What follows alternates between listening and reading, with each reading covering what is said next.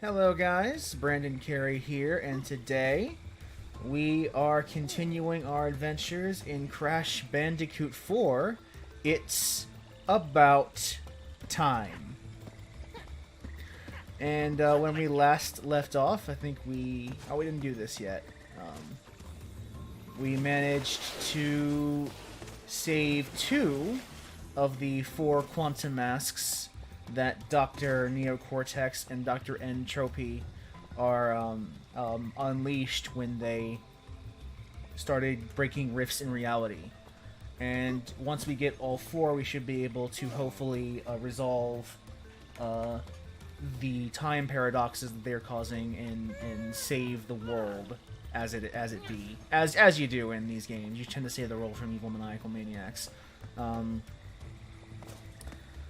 This is the first level in Tranquility Falls, which we completed last time, where Embryo stood in our way as the obstacle for this area. And now, during that area, we received help mysteriously. A door opened without any of our intervention. And we're going to figure out how it looks like Tawna did that. In Potion Commotion.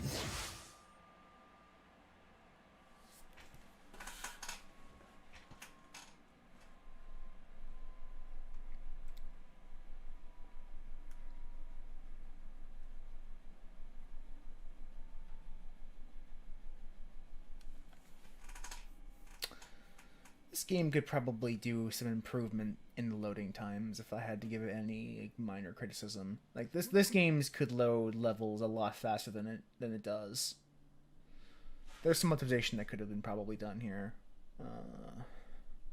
That's really minor. That's really not a big deal. It's just one of those things that you start to take note of once you play for a while.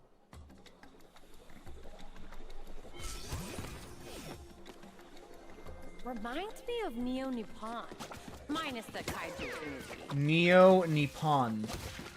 That is an interesting. That's an interesting fact about this world. There is in fact a Neo Japan or a Neo Nippon in Tawna's version of Crash World.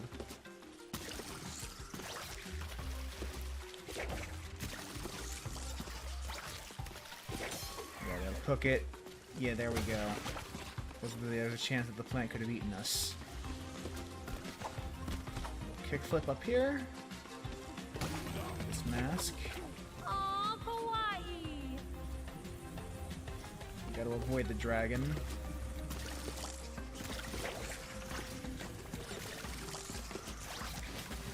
Oops.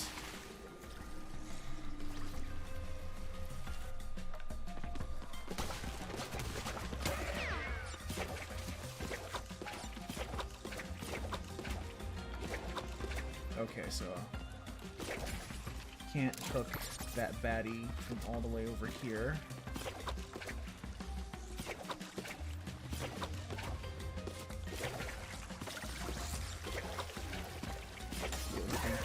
Oh, cool. Why is he even there if I can just do that then? That's weird.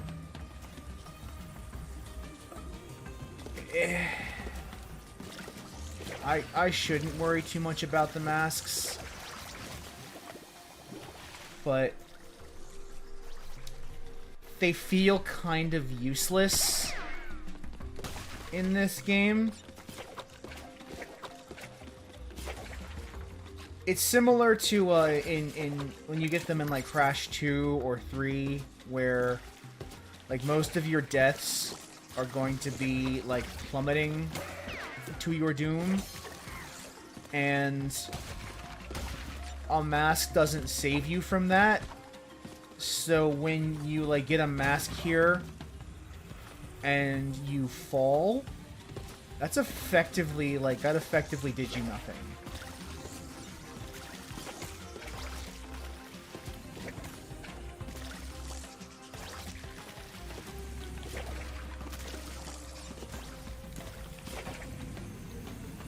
That's how that's done.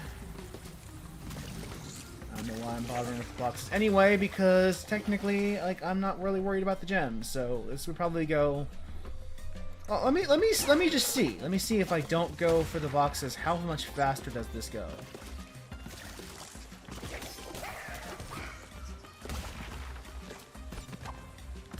So if I'm not worried about getting the gems, then I don't really need to worry about the Wumpa Fruit either.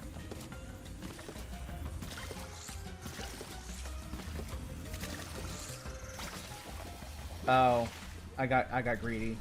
I got greedy. That was what happened there.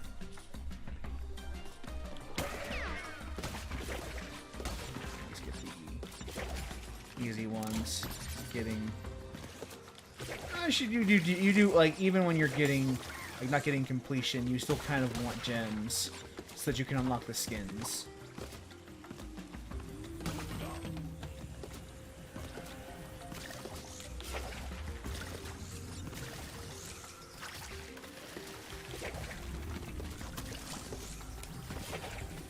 Alright, and that gives that.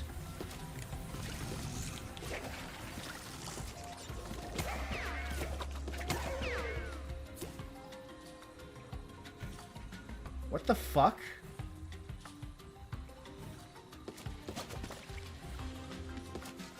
Oh, okay. There we go. There we go. I did not see that, that hook shot point there.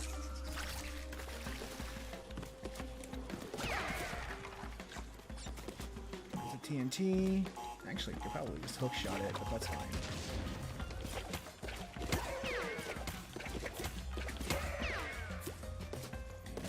We'll jump over that.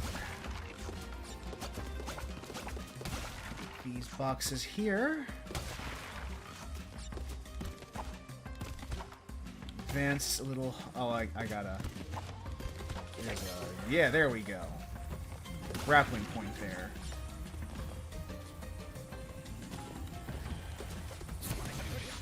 Whoopsie. Mask is gone.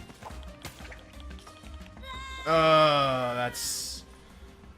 There was a checkpoint, thank God. I forgot if there was a checkpoint or not.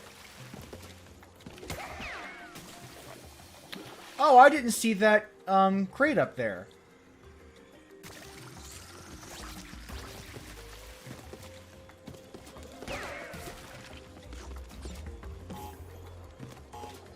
Whoops. Yeah, I guess I'm not getting that. Just out of sight.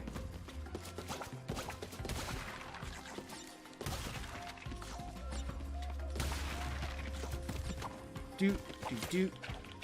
Nope. Boop, doot, boop, doot, boo. Boop, doot, boop, doot, boo. There we go.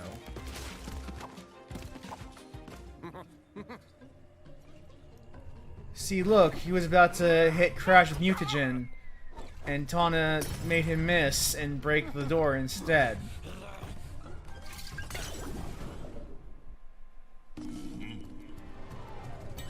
So now we gotta do the level as Crash again.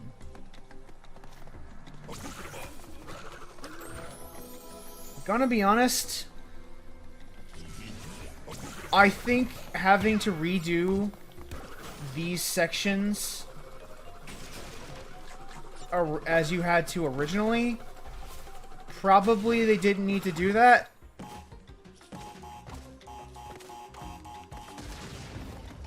They really didn't need to do this, I think, because it's just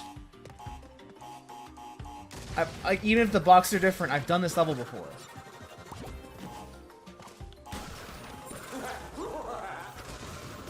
And not even different, like slightly different.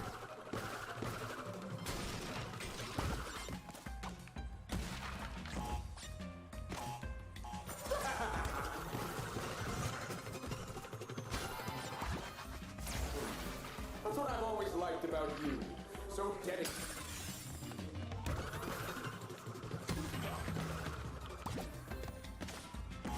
And it's... Oh, hey, Matthias. Thank you for dropping by. But having to redo the levels, it doesn't feel great. Oh, we know what I should have done. I should have jumped, did the dark matter spin, and then double jumped. What they want me to do is something like this. Well, you know, and then I actually land it.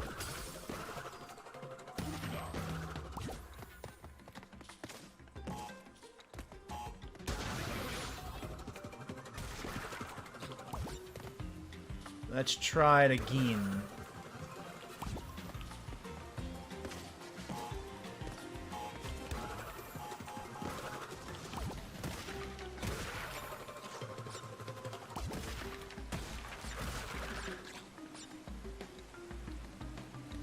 Go ahead and crash, Matthias. Have a good night. I forgot how late I forgot how late it must be for you. Yeah, Christ. Sleep well. And we're not gonna have a regular crash.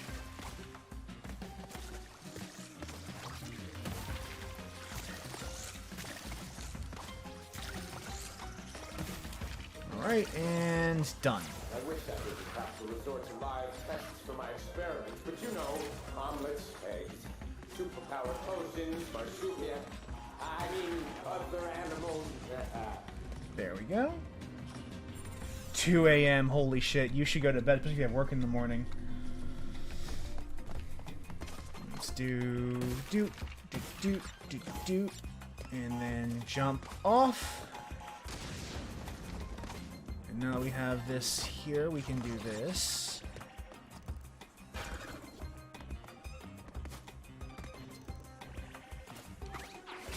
It's probably a trap.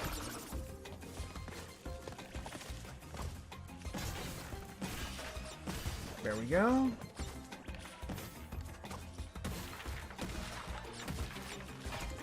Yeah, there's some tricky platforming in these.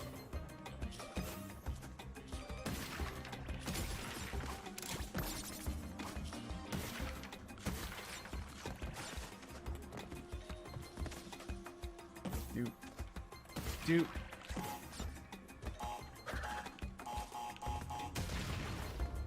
Alright, and that's all the boxes in the bonus level.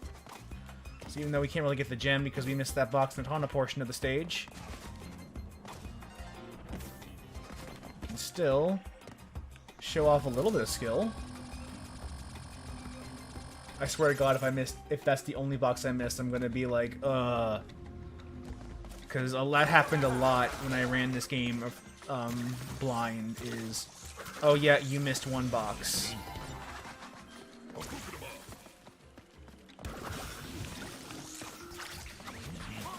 Okay, cool. Cool.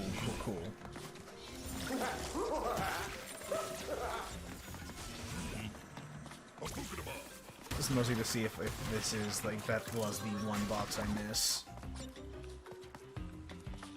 No.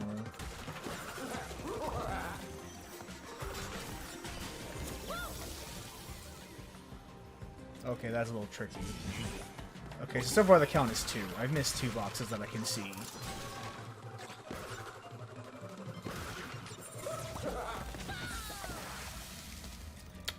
I don't like those flame crates. I don't think they add a lot to the game.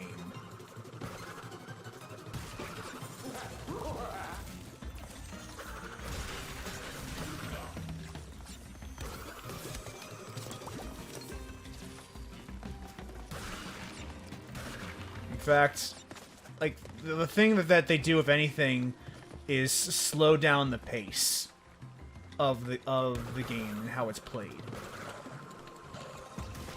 Oh, come on, off it.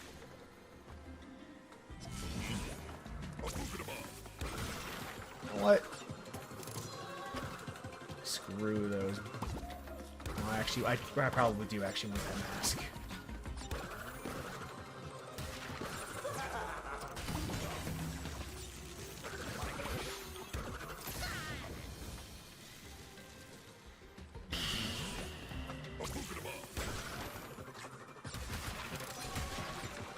Get a gem for dying 3 or fewer times in a stage.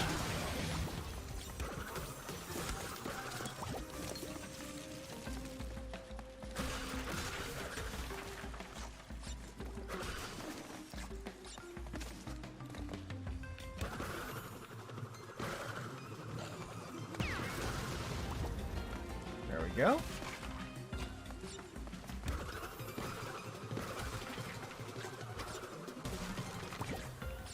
And these will be some interesting jumps. Let's see if we can...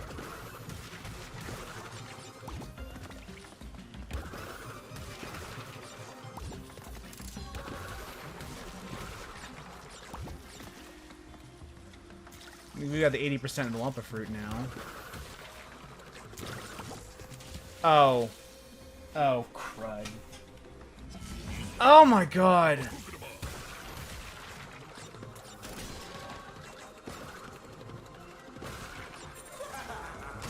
Generous checkpointing. It'd be nice if you did that. Oh, did I actually lose both the masks? Oh, wow. Oh, that's dog shit. Alright. Fine. We'll play it your way. Game, we'll play it your way.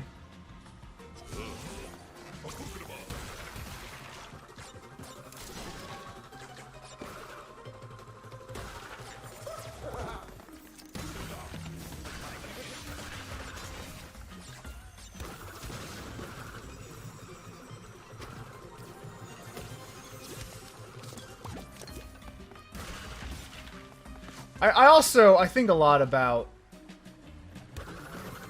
Well, I don't think that much about it, but I think every now and then about the fact that the idea is that Brio is turning these objects into yokai, like Japanese yokai, through his mutagenic potions. Like he's mutating the lamp with his brew to turn it into like a monster lamp. That's a pretty cool idea for enemy designs.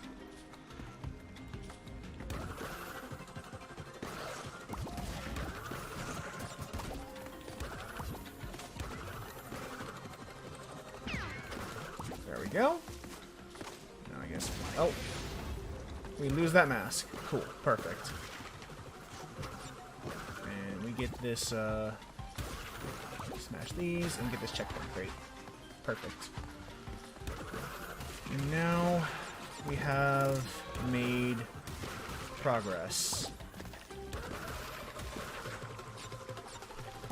Oh. Yeah, that death counter is getting high, but that's fine.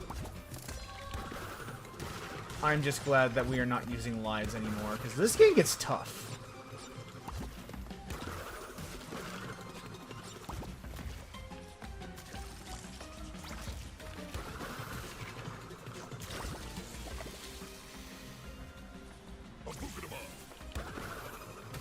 The mask is almost insulting because it isn't of no way useful to me right now.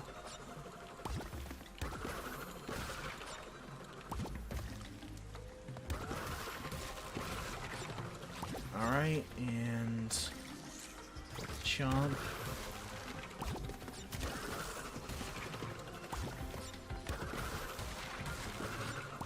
Alright, what I want to see is 2 missing. Okay, 6 missing. So there's more boxes here than I thought. Cool.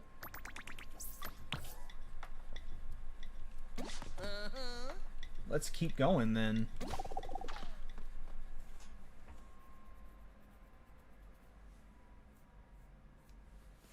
Because some of the boxes in this levels are very deviously hidden. Probably a little more than they should be, if I'm being honest. This takes a lot from Crash 1. Probably even like turns the difficulty of Crash 1 up to 11 in many respects. When going for all the gems and all the completion rewards. Dragon on. Oh, this is the level where, in theory, I could get the blue gem, but that's not going to happen. Not in this stream. No way. And let me see if I can explain why that would be.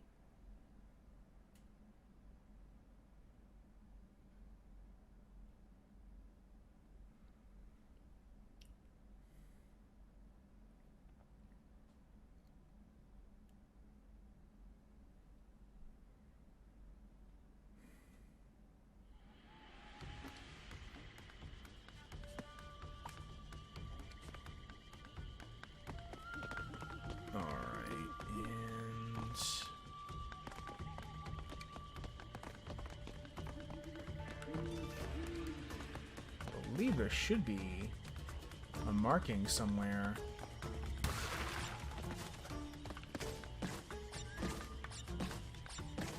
But if not, that's fine. I'll explain it myself later. Oh, look at us, just like the old days, working together against those who keep us down and humiliate us, but... I feel bad for Brio because he definitely needs a friend, but I can't be that friend. He keeps trying to kill me. Alright, so I don't see the symbol I thought I was going to see, so I'll just talk about it instead. I can't say I see the appeal of all that jumping you do. Perhaps I don't have the right body for it. So...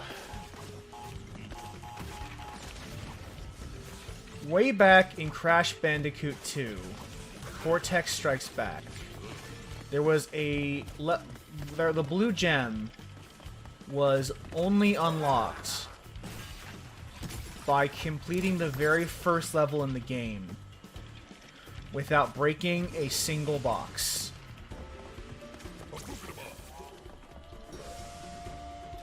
So if you broke all the boxes in the level, you would get the clear gem. If you broke none of the boxes, you get the blue gem. That was how that level worked.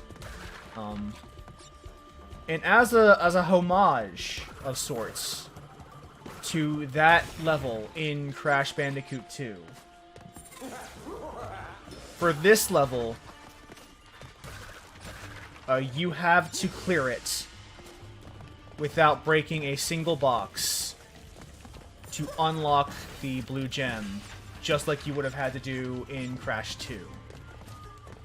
Now, the problem with that is that in this level, or in this game, checkpoints are boxes.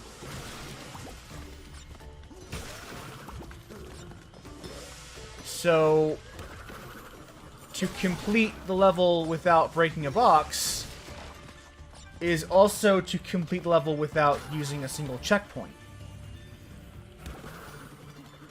And the same applied to Crash 2, except in Crash 2, the level you get the blue gem is the very first level in the game.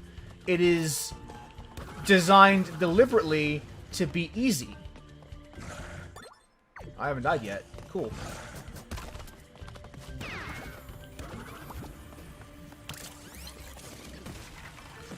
And it has to be easy because it's the level that you're using to learn the basic traversal mechanics. So, being asked to break none of the boxes in the level, it's an ask, but it's not a terrible burden to place upon the player. Once you know that you need to do that, you can actually do it in like 5 minutes. Doesn't take very long. But when I was getting this gem for my regular run, I took a solid like half hour to an hour, like maybe 45 minutes or so, completing this level without breaking a box, because if I ever died, or if I ever like broke a box, I had to start over from the beginning. And this is a fairly long level with a lot of obstacles in your way.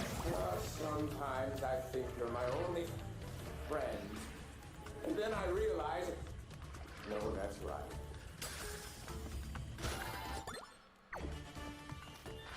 And I think that's why I'm doing good now, is because I've had so much practice with this level in doing it without breaking a box. So now that I mean just doing it casually, I don't have like it's just a relaxing romp through the stage.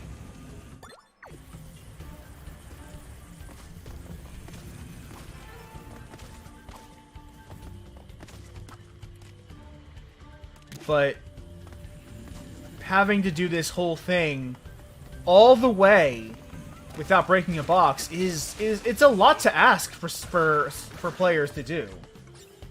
That's a lot.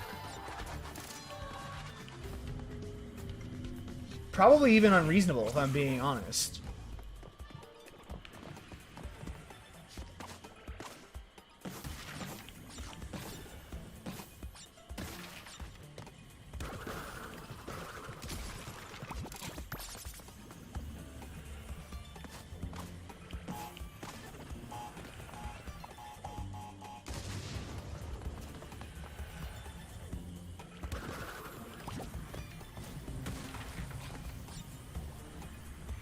I do have my mask, so I can, in theory, detonate these boxes without really worrying about it, but the idea would be to glide over them like so.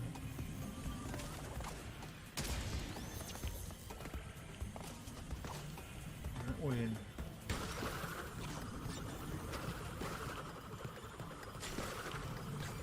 I'm missing one.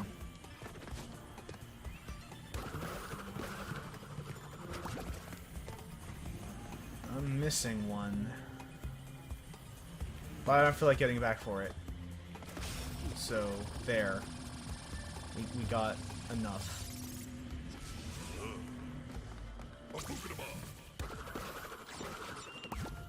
Honestly, not going for the boxes is one of the most... See, not going for the boxes is the most liberating thing when you're playing this game, but more than that,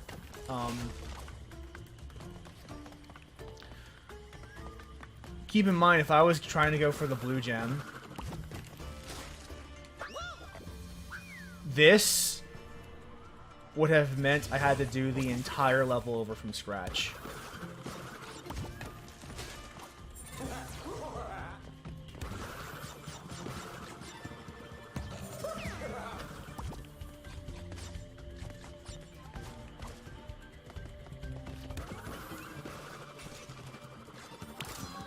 Oh, there's a hidden gem. Perfect. I should have known there was something over there.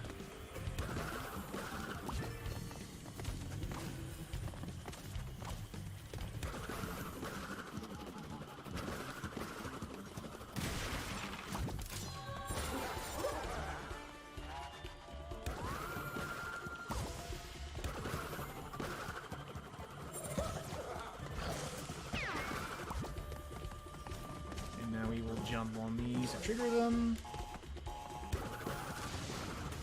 Oh, there was a box up there. I didn't see that. That would have been a missing box if I... Oh, fuck me. Okay, so that's 3 deaths. We're so far in the margin still, so we could get the deathless gem if we don't die anymore.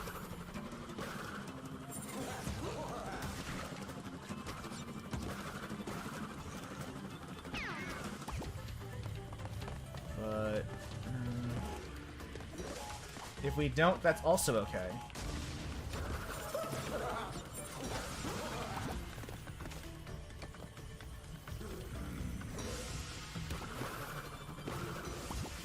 So, smarter people than I have already pointed this out before. But when you think about it, it is kind of weird that Brio is even in this game.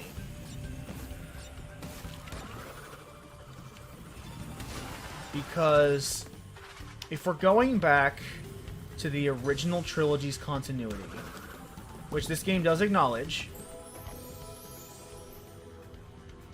Brio was an ally of the Bandicoots after the first Crash game. I think this mask is gonna help me. It's not.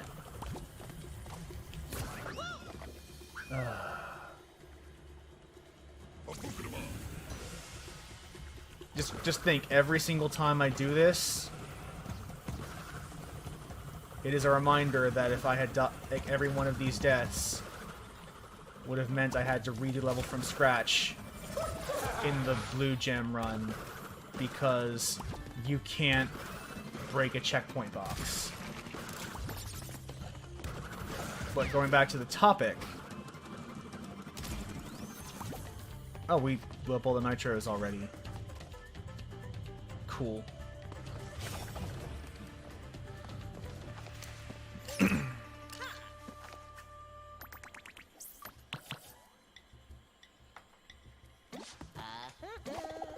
But it's kind of weird for Brio to be an enemy that we fight again, when in theory he's working with us against Cortex and Entropy. But honestly, since they kind of need him for the boss fight they have in mind, design-wise, it's okay. Doesn't have to make sense.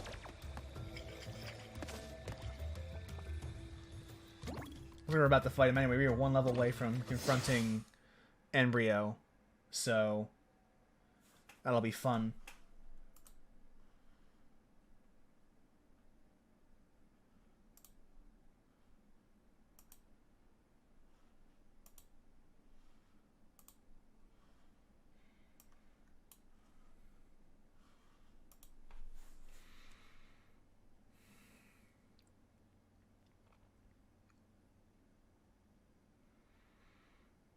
Loading.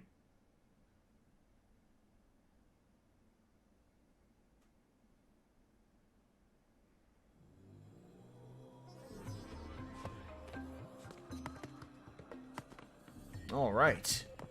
Any guesses on your reward? I'll give you a hint. It's fun to shut people up when they're trying to talk to you. It's fun to do that in real life, too. Not polite, but fun.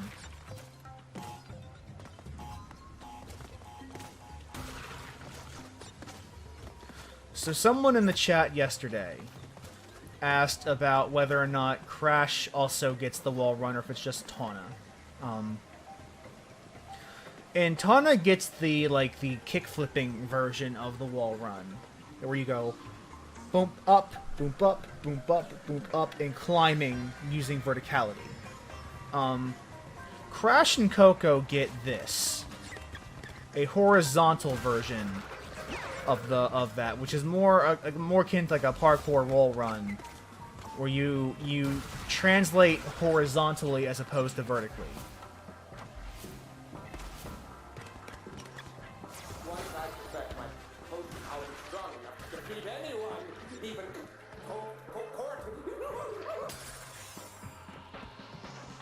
So that is what Crash and Coco get. They get this vertical movement. I'm not gonna go for that crate because it's not worth my time. And that's a bad guy. You can tell by the teeth and the eyeball. Oh, cool! He broke the boxes for me. Willingly of you.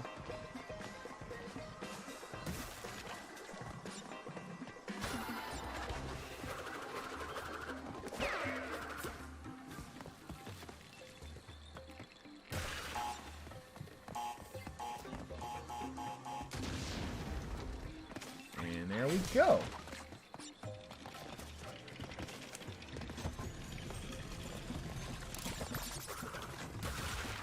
I have no idea what activates this door, but I'm glad it's open.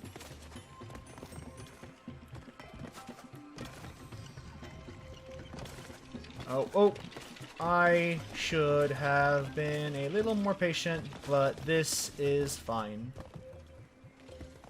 Alright. Hey, I have 2 masks. There's probably a third, but I'm going to probably lose the ones I have now before I get to it.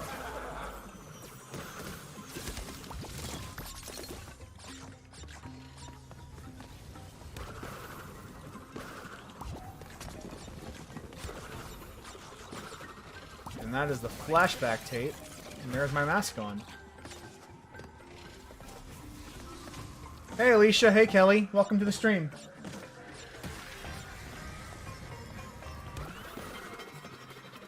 Kelly, you missed it, because I had a point that was relevant to a question you asked last stream. And hopefully we get another area in this level that we can talk about it. Oh, congratulations on your face rig, Alicia. And yes, it is in fact furry time.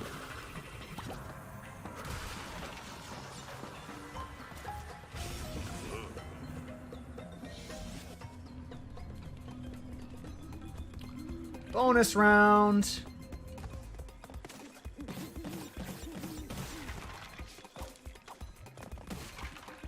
Boop, boop, boop, boop, boop, boop, boop, boop. There's no way to avoid that. Yeah, there we go. Alicia the VTuber, I can't wait to see it. Well, we fucked up at the end, but we did get all the boxes, so it's fine.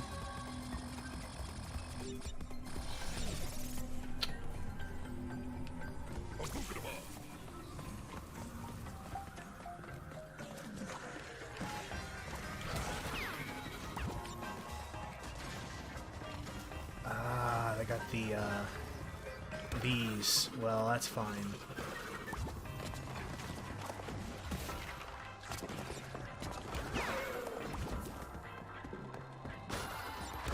Let's jump over the nitros.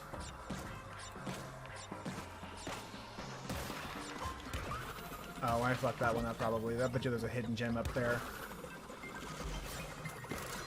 Oh. It's fine, I guess.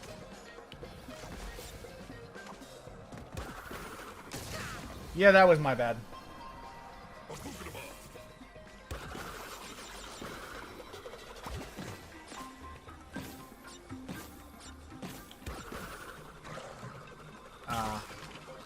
No worries.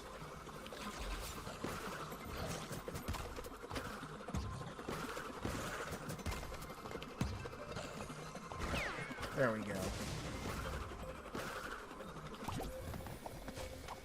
Oh! Oh, fun! There we go. There we go. You're doing good. So I explained before you entered the chat, Kelly. Last week, when we played as Tawna, you asked if wall running was a Tawna exclusive move. And the answer is yes, kind of. Tawna has the ability to kickflip up and advance vertically through jumping from wall to wall to wall to wall to wall. That's something that only she can do. However, Crash has the ability to translate vertically, or horizontally, like this. He can't gain height, and this is the same for Coco because they have the same moveset. But they have a similar idea where they can run on walls. But whereas Tawna has the vertical aligned motion, Crash is entirely horizontal. Like, you get little jumps there, but in general you are moving horizontally as opposed to vertically.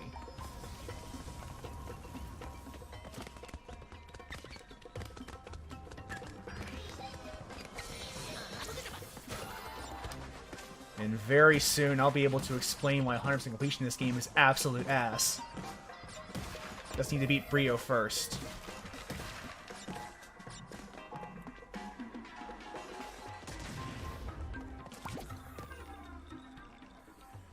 And...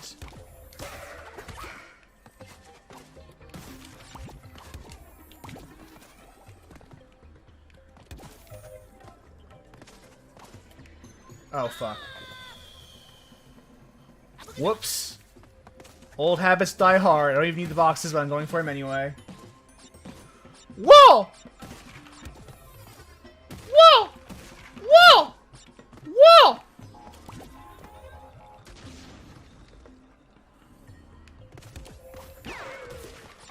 Oh, cool.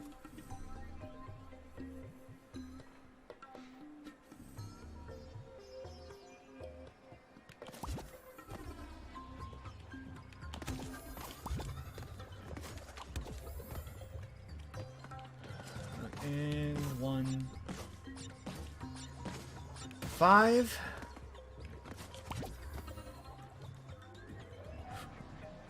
Yeah, in case you haven't noticed, they're doing some tricky shit with the platforming here. Oh, fuck me. Hit the button one more time than I wanted to. Like this... I don't want to say this gets terribly hard, at least this is very doable. But there is some challenge in getting this right.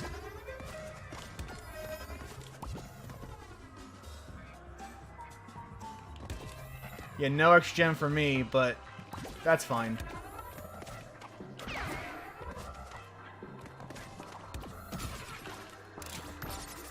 Yes, hurry! Your reward is just up ahead.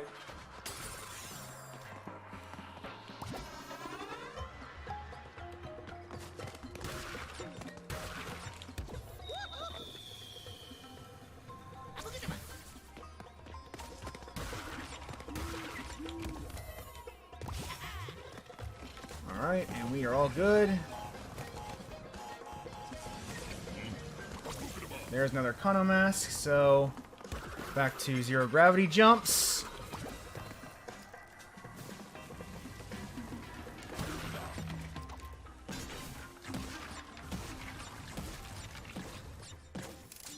And that's the 80% Lump of Fruit award.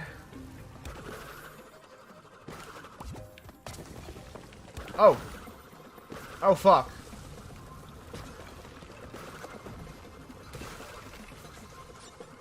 How the fuck did I thread that needle? I didn't. I did!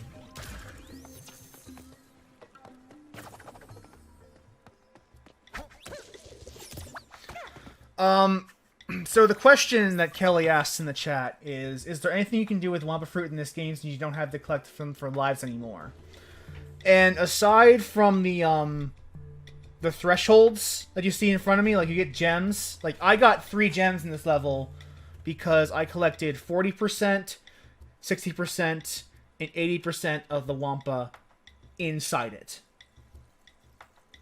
But aside from getting those gems, the answer is no. The only reason you collect the Wampa Fruit in levels, if you're not running in the mode that uses lives, which I don't know why you would, but if you're that kind of crazy, go for it, man. You do you. If you're only going into it, that is the only reason you go for a fruit, is to get the gems. Because as long as you get 80% of the fruit in the level, you have 3 gems coming to you automatically. But that is the only reason. Which, honestly, that's a decent enough reason.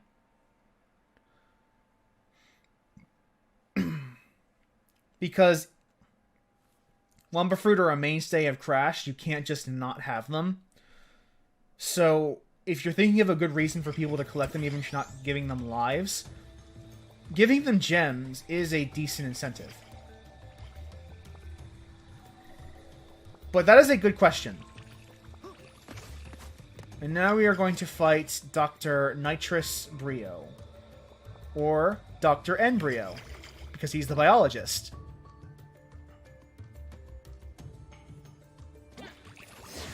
Yeah, I could see them like making that a currency for like buying skins at some point. That'd be interesting. And maybe if they do a sequel to this game, they should explore that, because some of the requirements to get skins are not particularly easy or like challenging in the right way. Oh, good! You've arrived! And now for your reward!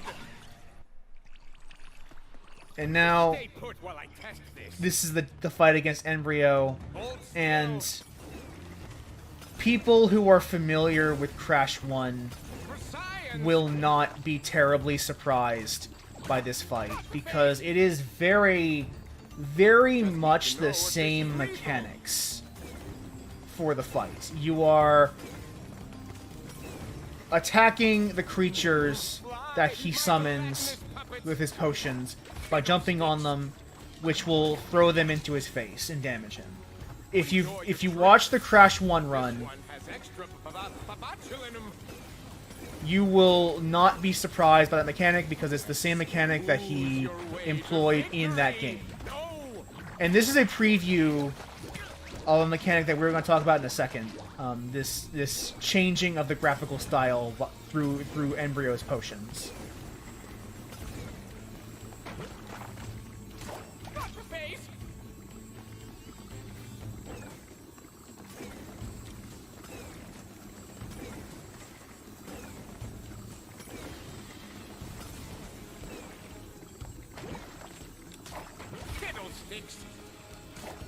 Just gotta jump on these guys, nothing too fancy.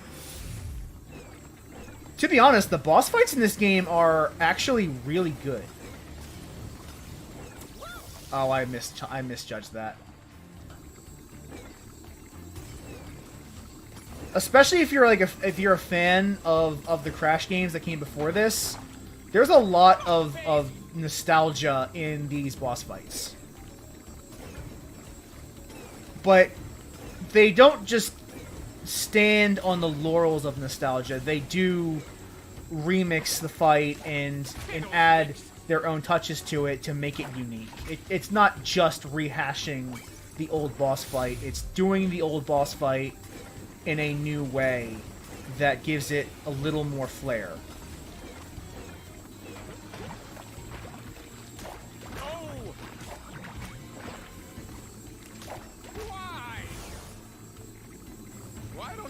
Take me seriously. And these are, you're saying they're very standard fare, and in fairness, they are. These are pretty standard platforming boss battles, but I fucked that one up, and I think they checkpoint me at this point, so it's not a big deal. Yeah, like they do a better job of checkpointing you in these fights than they did in Crash 1, because in Crash 1, they didn't checkpoint you at all in these boss battles. And since Kano opposes Embryo's mutagen with his antimatter, you can just use his spin attack to knock Embryo off the stage. You're right, Colin. There's nothing too fancy about this boss fight, and I will admit that. But I don't like this. This is not the kind of thing I think you want to make too mechanically problematic or mechanically dense. Hey, Steven. Stefan, welcome to the stream. We are playing Crash. Crash 4, it's about time.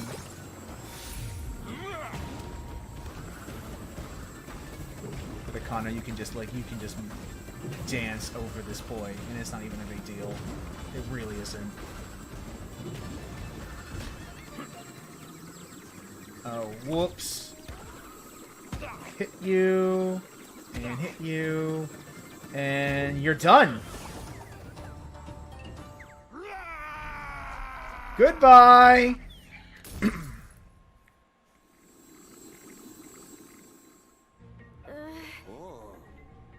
You got hit with one of his potions too, so he's probably further mutated. And now, for my final test, taste my reptilian wrath. My cloaca. No.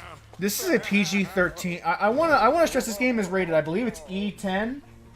Oh no, just rated E. Let's get out of here. My cloaca. This game is rated E for ages 6 and up.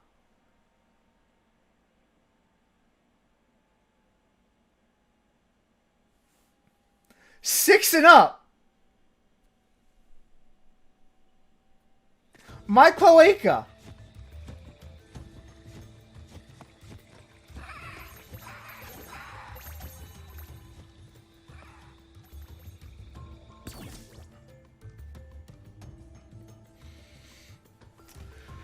Alright, so defeating Embryo unlocks for all current and future levels a thing called inverted mode.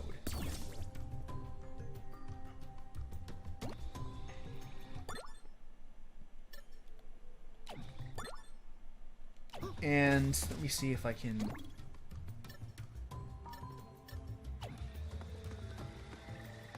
And now that I have inverted mode, we can talk about how 100%ing this game works. Because... And I'll just play one level inverted mode just to kind of show it off. It is effectively mirror mode, but with a slight twist.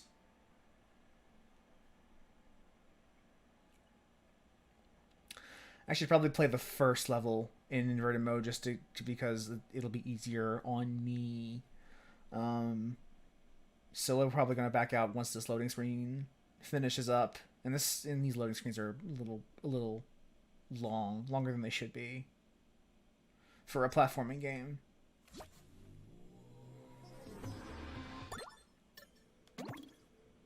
Oh, quit to map. Yes, quit to map. So we'll go back to the first level, and we'll redo that in inverted mode. To kind of give you an idea of what inverted mode is like.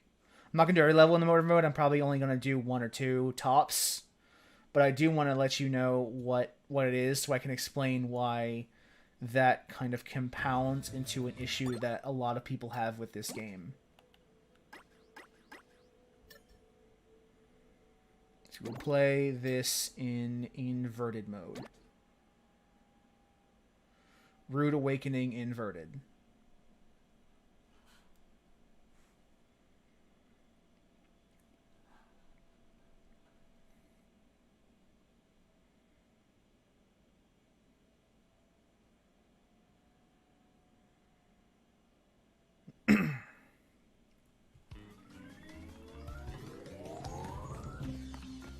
So, as you can see, this is a mirror mode, but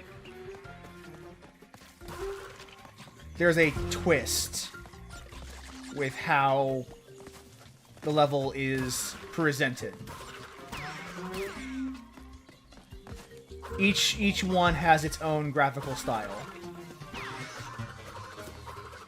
And obviously you can see the way this level is presented is if I spin,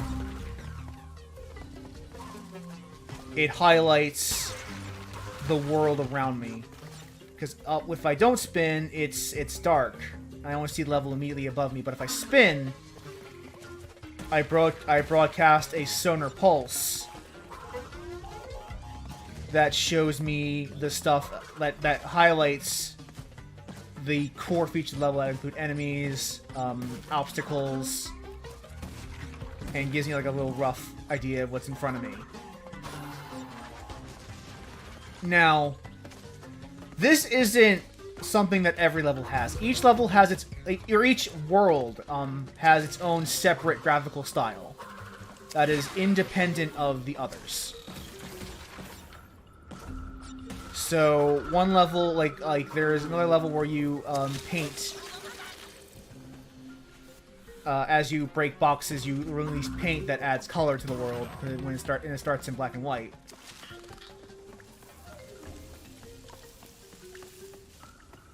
There's another level that will add, that will do, like the kind of inverted or the kind of filter that Embryo is applying to the stage in parts of his boss fight. And there are inverted boss fights too.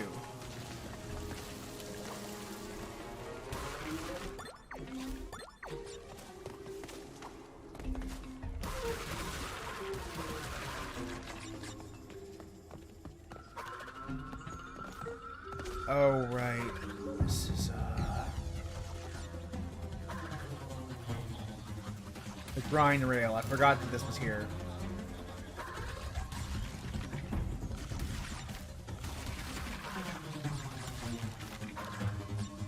This is a really... I do... Actually, now that I'm seeing it, this is actually a really cool look. I'm enjoying this. This is cool. And obviously, that is on top of the level being mirrored.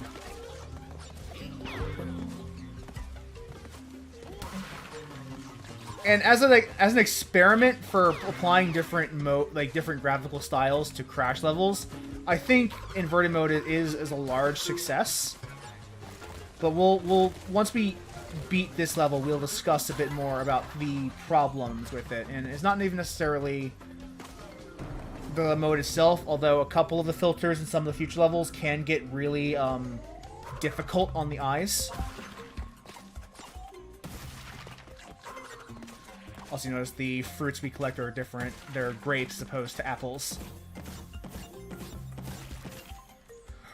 In fairness, Steve, my cloaca is indeed quite stunning. So I can forgive you for being a little stunned by that. Also note that the gems that we're collecting in the inverted mode are also inverted. Like we are getting a different set of gems that is unique to inverted mode that regular the regular levels don't have. We have the inverted gems.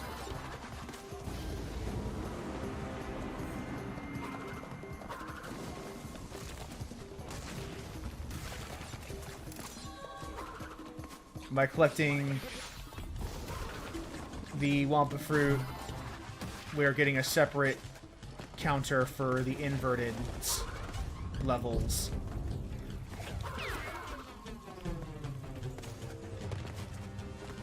The grapes are just the inverted Wampa fruits. Because they can't do apples. I'm not entirely sure why they chose grapes, though, if I'm being honest. There might be something that I'm missing. I think I missed one box. I think I missed that TNT crate from the beginning of the level. I don't think it actually broke. Which sucks, but oh well.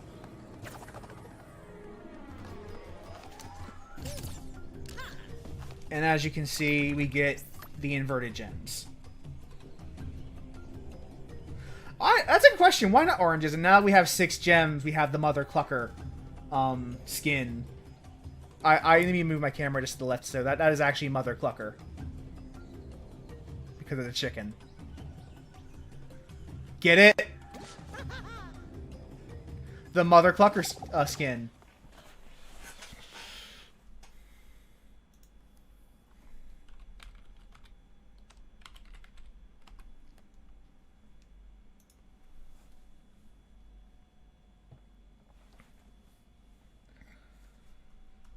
My mother clucking cloaca. Yup. So now that I've talked about inverted mode, I need to explain what 100% looks like in this game. 106%, I should say, actually.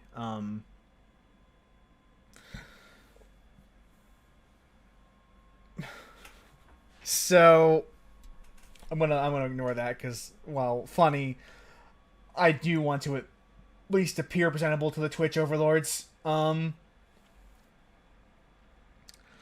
100% in this game involves getting, obviously, every gem in every level. So that includes the 80% Wampa Fruit gems, that includes 3 of those, the every box gem, the 3 deaths or less gem, and the hidden gem in each level, plus doing them again in inverted. Which is the same map, just inverted, with the filter applied. So that's 12 gems for doing the level. And you have to do level at a minimum twice to complete it.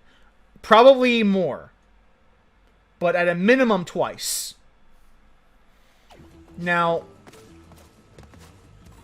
then we get into stuff like these Tawna levels and some of the other allies we get, where you play as Tawna for a portion and then redo a section of a different level again.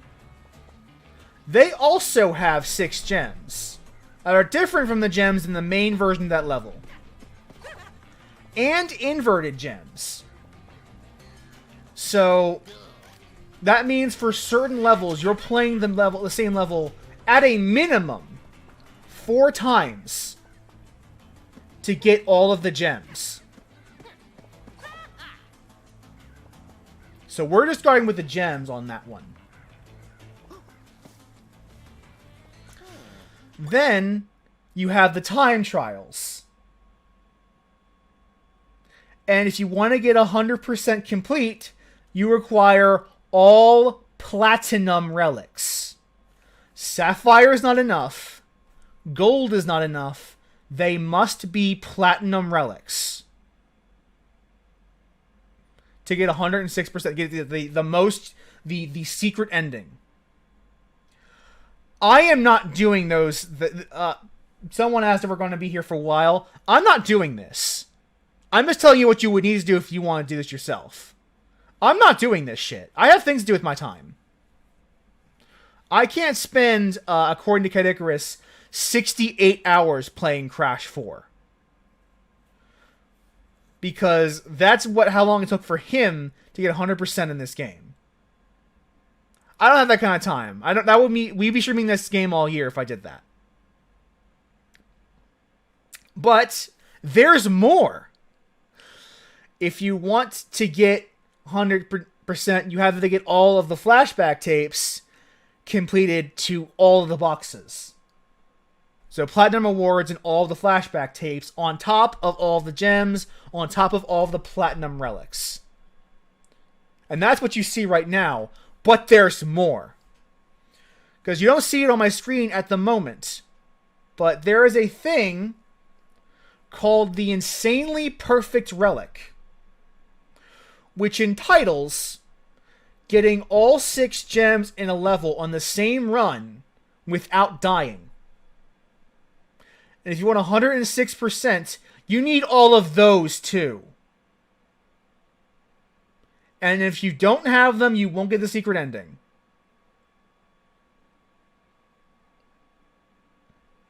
And this is why I started off saying, if you play this game casually, just making it to the end, just getting the base ending, you are going to be in it for a good time. This is a very, very good game for that.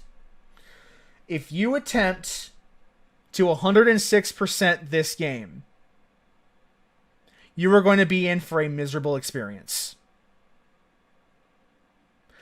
And you say in this chat, you bet the ending's not worth it. I guarantee you it's not, because I watched it on YouTube. I guarantee you it's not, because I watched it on YouTube.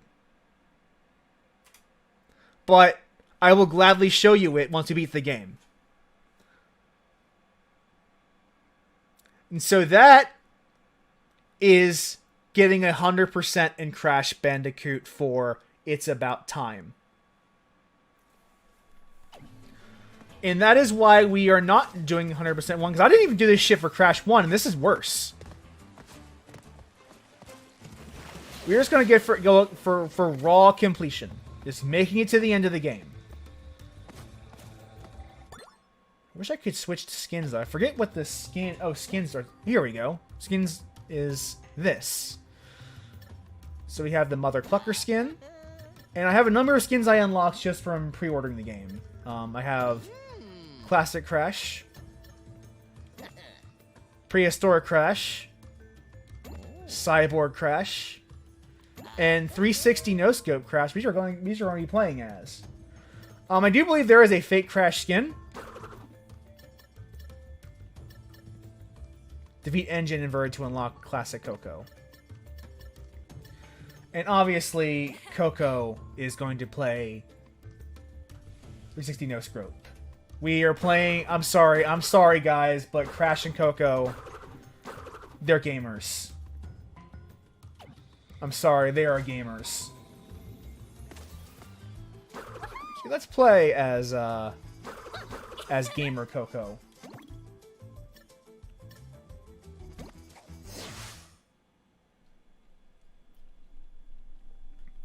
I'm sorry guys, but they are gamers with a hard R. Gamers. I know you don't like using that word. I know the G word is very, very mean, but that is what they are. They're gamers. Not gamers. Gamers. Hard R.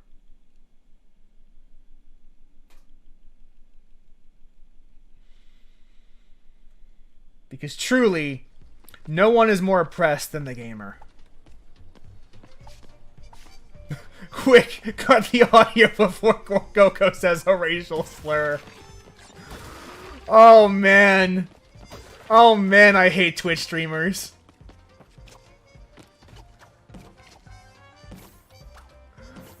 Oh man, I hate Twitch streamers.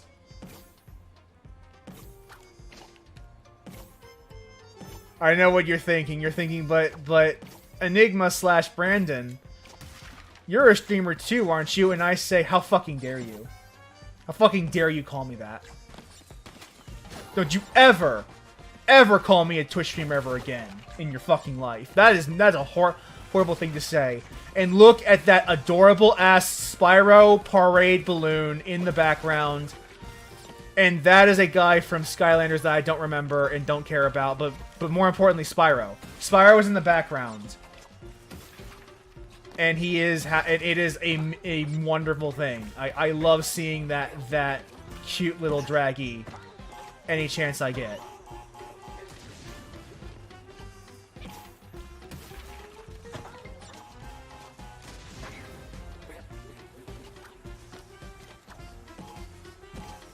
Spyro from the hit Skylanders series.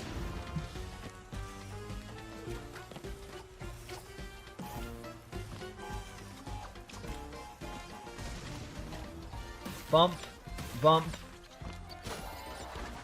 And hey, we got the flashback tape, because we didn't die yet. When are you gonna get a Skylander stream? I'm sure someone's willing to do it. That person's not me. Although, I guess the Netflix series for Skylanders is decent. It's not bad. Whoops. First death.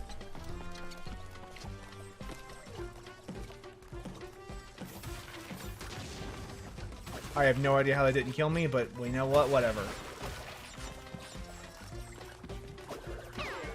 Oh, I can just spin these. That makes things simpler.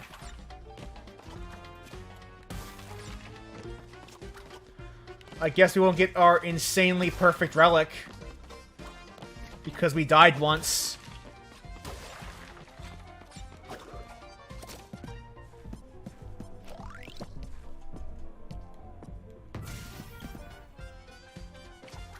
Checkpoint.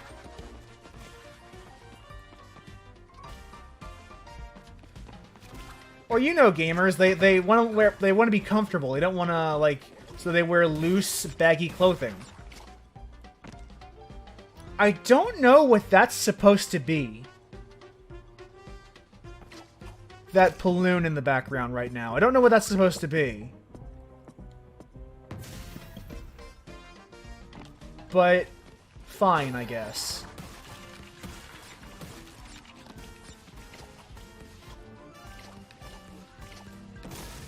Wow. No, I mean the face. I don't know whose face that is. Not a musical note.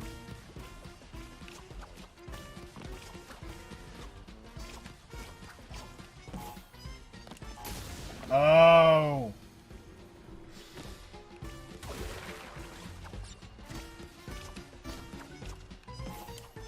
This is pretty cool. I have to admit, I do like this level's aesthetic. I like the Mardi Gras design. This is a fun level.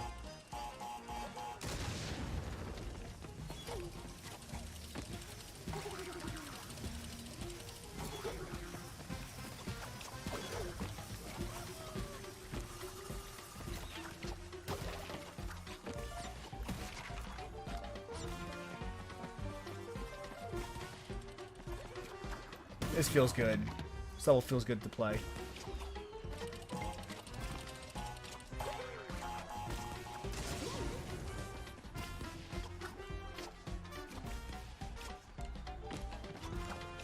Did we kill the Jack-in-the-Box? Fair enough, I guess.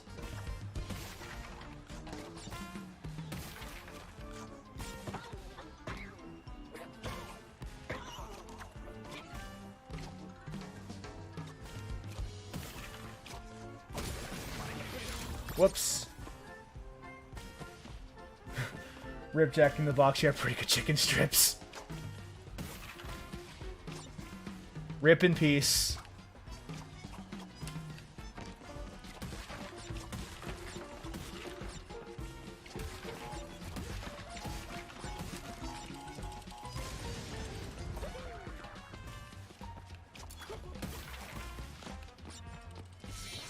checkpoint. Perfect. Making progress. Making forward momentum.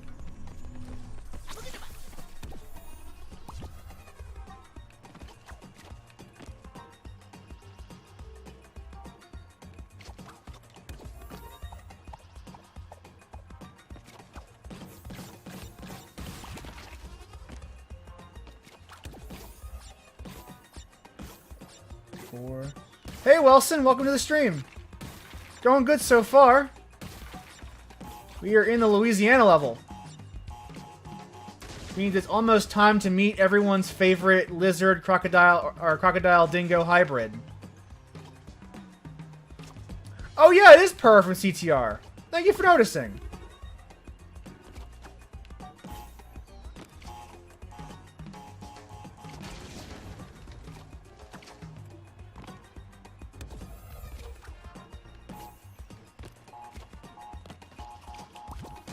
Whoops. No worries. I'm not gonna do that bonus run, actually. I don't feel like it. Let's keep going. Yes, Crash Team Racing is CTR, Wilson. That's correct.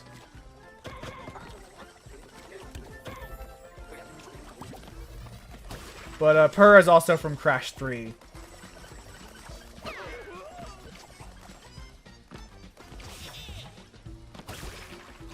Purr the Tiger. You would run the Great Wall of China with him as Coco.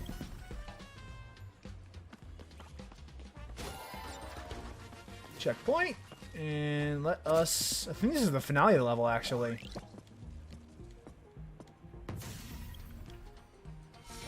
Oh no, we still have one more segment left.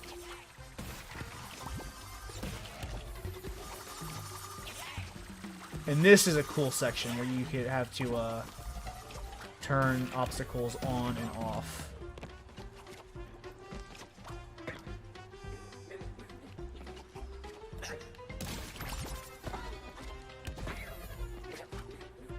One, two, three, poof. Poof. See, there is some tricky stuff here.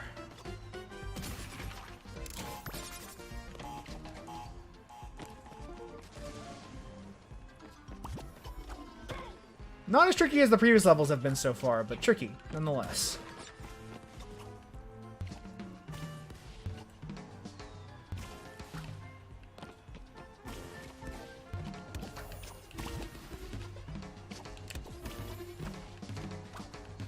There we go.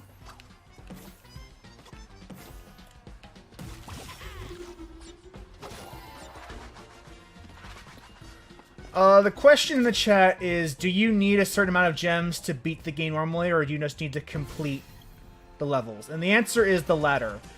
You just need to beat the levels. You do not need to get any gems if you don't want to beat the levels. You just need to get to the end. You don't need to get a single. You can beat this game without attaining a single gem if that is your desire. There will be no need at all to obtain the gems for just raw completion. So, to be honest, we don't actually need to worry about any of them. I'm just doing that out because old habits die hard.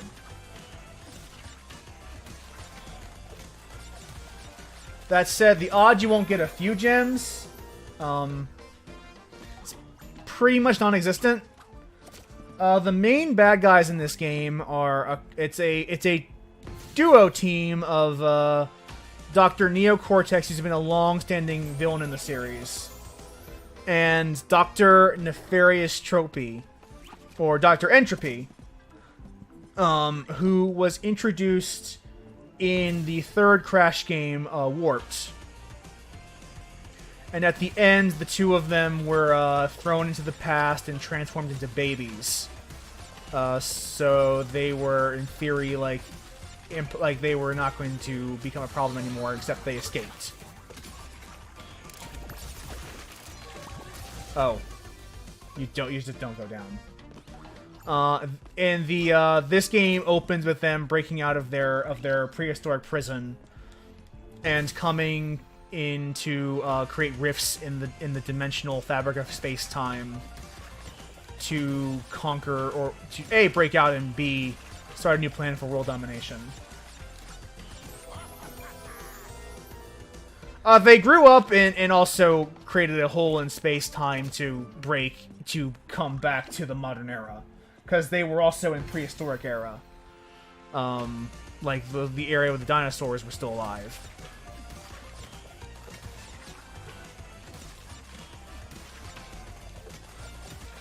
So part of their escape involved just growing up again, and the other part was escaping, like figuring out a way out of their limbo.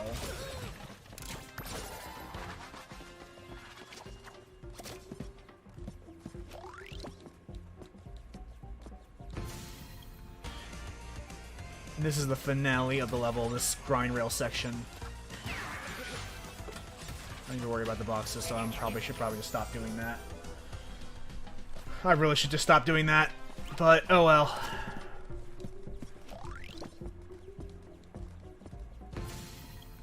Alrighty, so let us just worry about getting to the end of this. And I guarantee you'll probably have a much easier time of it than if I follow my habits. That's going to be a problem you'll find is me learning how to divest myself of my old habits. And not worry about boxes when I don't have to worry about them.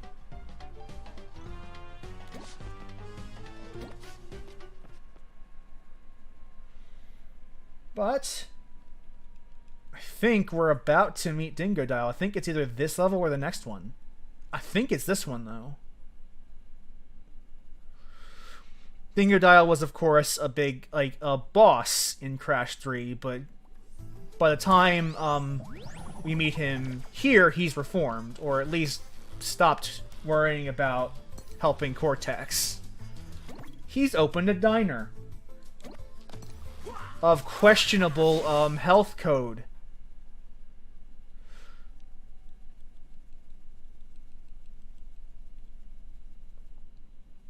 Honestly,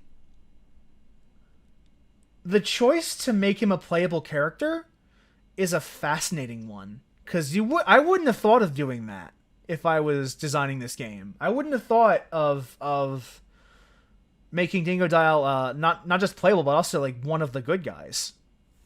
That would have never occurred to me. But it totally works. Oh, crikey, I'm starved. Wait, is that roadkill pie? Roadkill pie. And slug and centipede gumbo. Well now, what have we got here? Either that vile swill Papa Batfield cooks up in his filthy outhouse. Come on down to Dingo's Diner.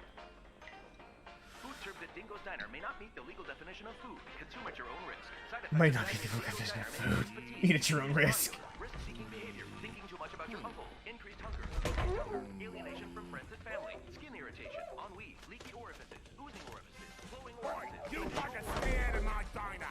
Remembering that girl from high school. What's she up to? Do you think she's happy? And profuse so you feel bad.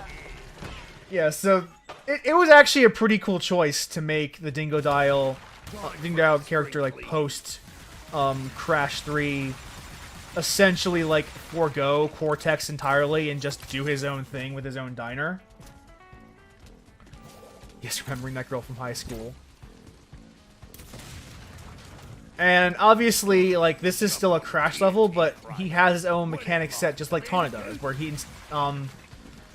doesn't have this flamethrower anymore. Instead, he has this vacuum gun. Where you're still breaking crates, and you're probably breaking more crates in these levels than you do in any other level. Like you see here, there are almost 400 crates. But he has this vacuum gun. I need to actually remember how to control Dingodile because I haven't played this game in a while.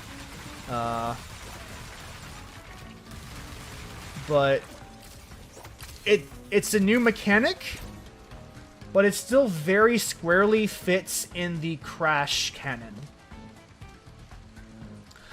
And obviously, like, he has these TNT barrels which he can, like, suck up with his gun and fire back. And there's a unique property to these where Dingodile's own explosions will never hurt him.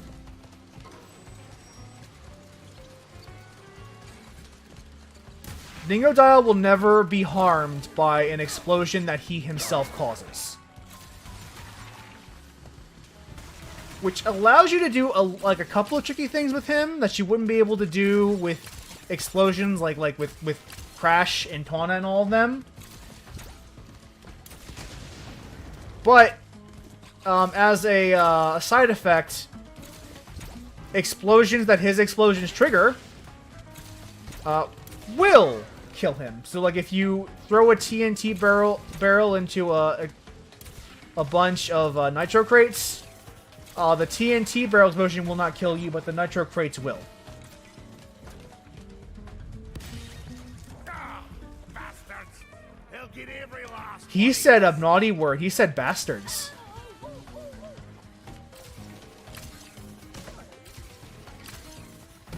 And obviously he can hover in the air, which you can use to do some interesting platforming shenanigans as well. We're going to hit there, hit that target, and get that box. And obviously we're going to blow up these guys' as a factory because they blew up our fucking diner. They blew up our fucking diner. How dare they? Of course I'm going to get my revenge. Get this TNT barrel. And you can use TNTs as weapons, which is definitely an interesting mechanic. We don't have a TNT to throw into that. Oh well. We missed the box. What's new?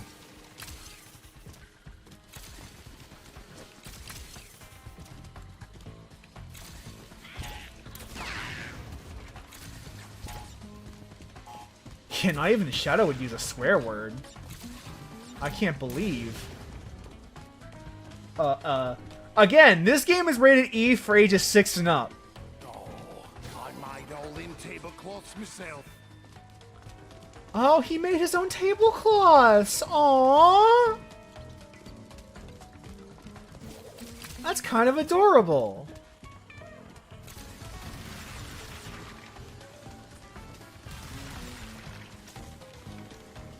And obviously, like, this is hidden unplayable boxes. No wonder he's so gosh darn angry. He made his own tablecloths. Dingodile is a bad influence cartoon character.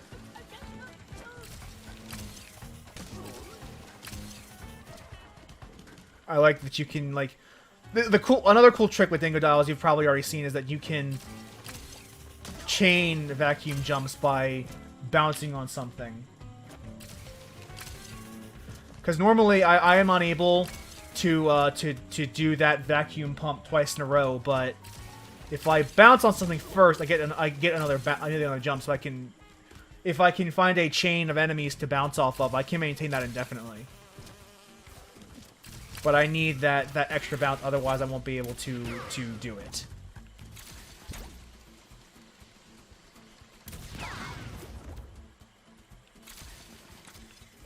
Move the obstacles out of the way. Goodbye.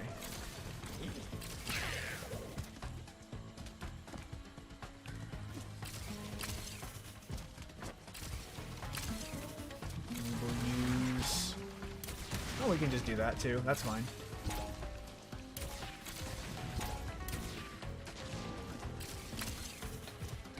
But yeah, they actually, like, this is a really good mechanical twist to the game. This is still very clearly a Crash game. Like how Tawna, like, is also very, very clearly a Crash game, but it's a new take on what a Crash game can feel like.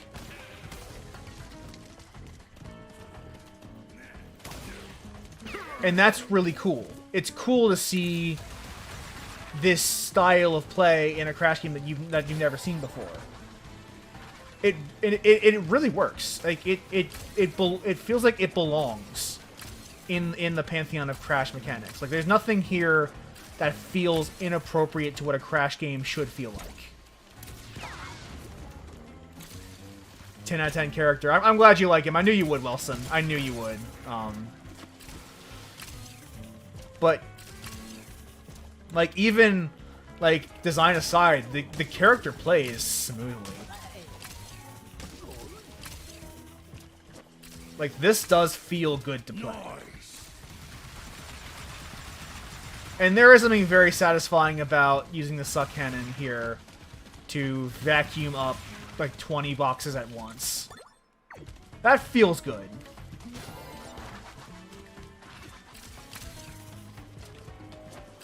Stretch.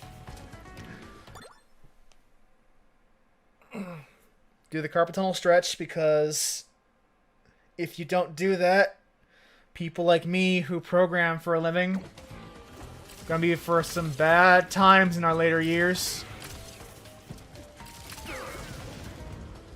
Especially with all the gaming I do on these controllers. Oh, that wasn't what I wanted to do, but that's fine too.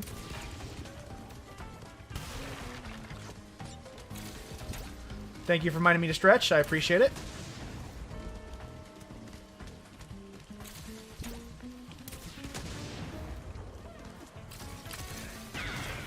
Oh, whoops.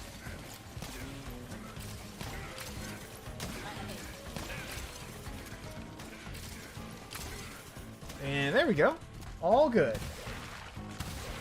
You're making solid progress through this level. That said, now that I think about it, I don't think I've ever actually 100% cleared a Dingodile level before. Is there a barrel over here that I could use? Nope. Well, I guess those boxes are just going to remain unbroken. Maybe I can suck them up. That's close enough. I'm not going to get the gem anyway. Already missed a box.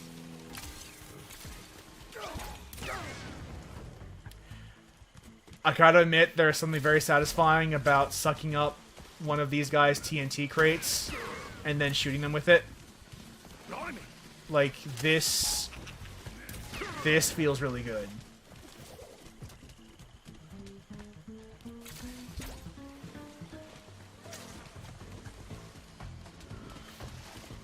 You know, now that you say it out loud, Steve, Dingodile is actually more original than a lot of Personas I have seen. And this design is, like, it's from the 90s. Like, this character has been in Crash canon since the third game. Honestly, like, this design, he is a lovely boy. He's kind of cute. Sure, I would agree with that wholeheartedly, actually. I know Wilson would agree with that. He's a big old boy. He's a big old Southern boy, or Australian. It's actually...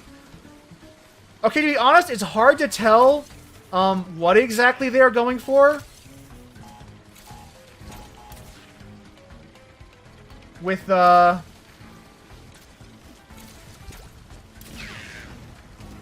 his, like, accent. It is actually kind of hard to tell what accent they're going for. Whether it's Australian, or, like, Southern, or something else entirely.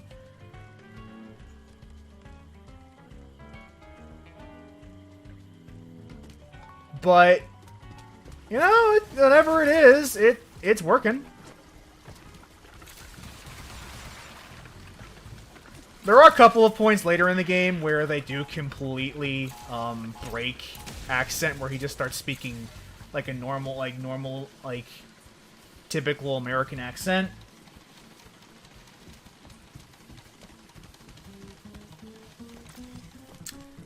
It does, like, Australian is what I would suspect they're going for ultimately, but that is kind of weird considering his home base is in Louisiana. Or, like, a very obviously Louisiana-inspired level.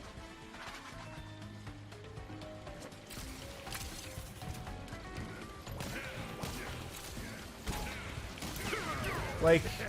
How do you like them, Wumpa? How do you like them, Wampa? Because, you know, they're not apples, they're Wampa.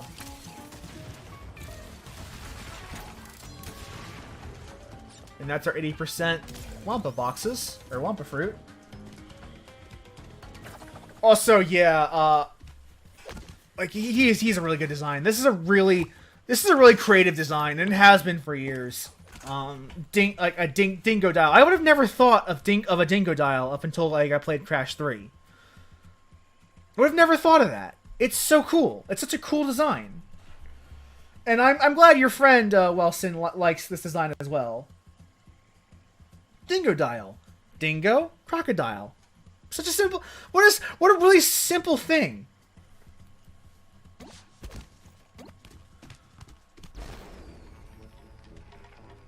Like, the only thing that really changes, with Dingodile over the years is to what degree is he a dingo versus what degree is a crocodile. Like, that ratio of crocodile traits to dingo traits changes fairly frequently. But I like the direction they went with Crash 4's design.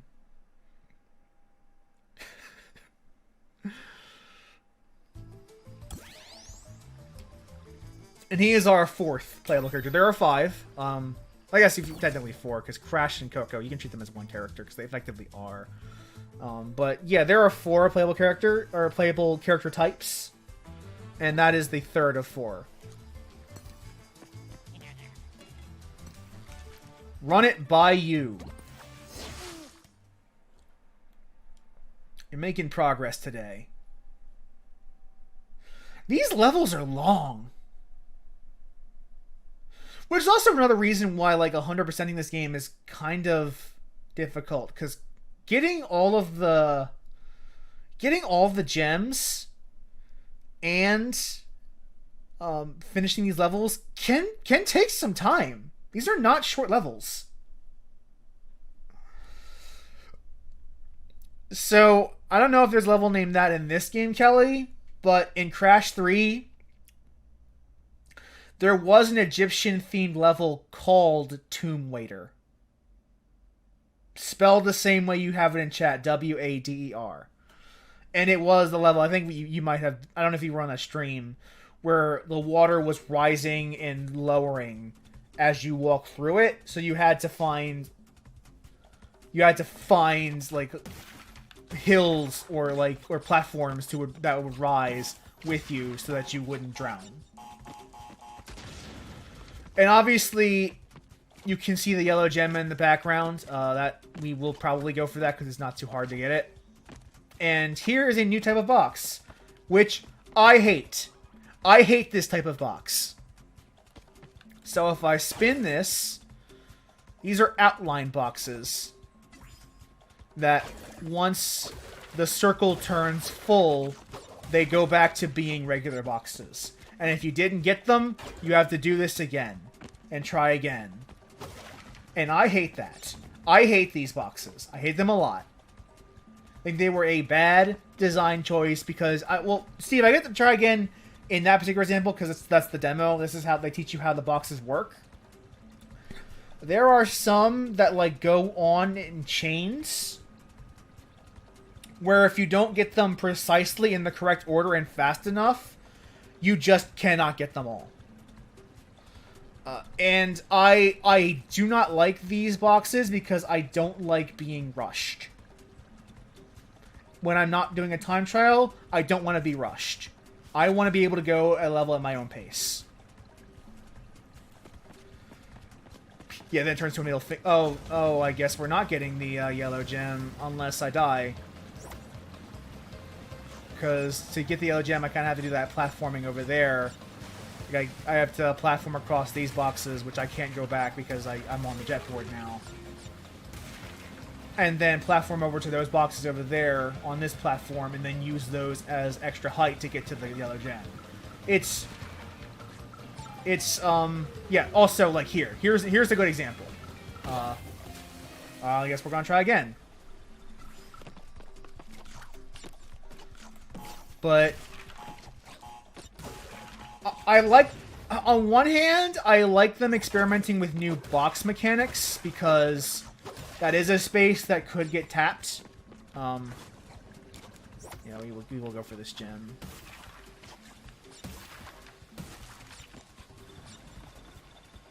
And we will get that platform. And there, color gem found. Easy. And this is like another reference to like a previous Crash game. Crash 2 had a similar level where to get a secret level, you had to do this kind of platforming using boxes that you could break or platforms you couldn't reach in the jet ski portion of a level. Or the jet board portion of a level. Like, you see the gem is gone because I have it in the background. Like, once you obtain it, even if you die, you don't have to redo it. So, I'm... Yes, neither Crash nor Coco know how to swim. So if you step in water, that is an instant kill. There are underwater levels. I don't know if they're in this game specifically, but previous Crash games have had them, where Crash gets scuba gear. But... yeah, here's an example of the timed boxes, and if I don't rush through this area, I just can't get them. Like, you have to be fast enough on the draw while dodging all of these mechanics. And if you don't, oh well, you missed boxes. So I generally find these time-based crates more frustrating than fun. But I have a difficult time being like angry at the game designers for incorporating them, because this is like, they do need to at least try some new mechanics.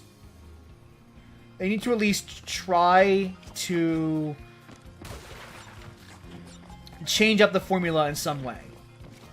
And with stuff like Tawna and the Quantum Masks and Dingodile, I think they succeed at that, but I think some of the new boxes they chose to make, like this and also the flame boxes we've seen a couple times already, I think they were bad calls. Or at least I think they're calls I don't agree with. See, look, now I missed those two, and I'm not going back for them. Fuck that. But I can appreciate the attempt, even if I don't like it. Well, this is done.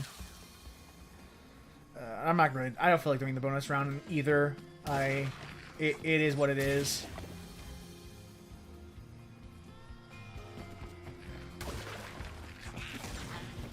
Alright, there we go. Got past that. And jump, and jump.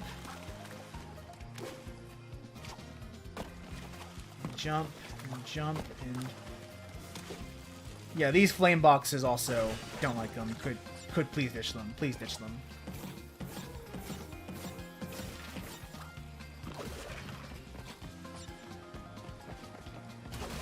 These boxes first before the checkpoint. Lock them in.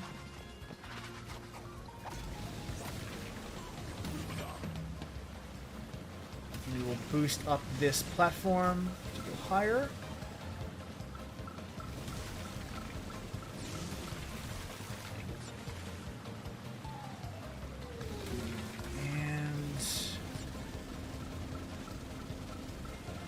Yeah, there is a current going the opposite direction, so if I don't boost, I'm not making it. Yeah, again, there's boxes I'm missing. I really don't like timers. I think the timer boxes are a bad call. Thankfully, like, most of the game is good, so you can ignore a couple of those faults. And Wilson, you missed the explosion for 100%, and God, there is a reason I'm not trying for 100% in this game. It's just not worth it. It's super not worth it. So someone called this Dingo's Diner Pavilion over. I wonder where that came from. Maybe we'll find out in the future.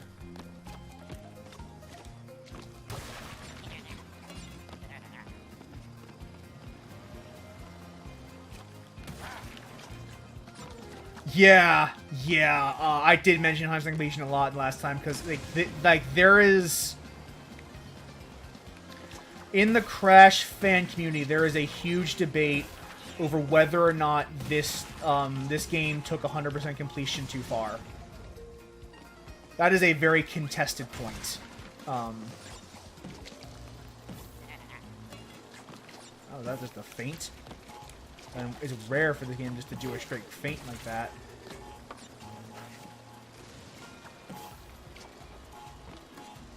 Oh, fuck. Oh, I actually survived that.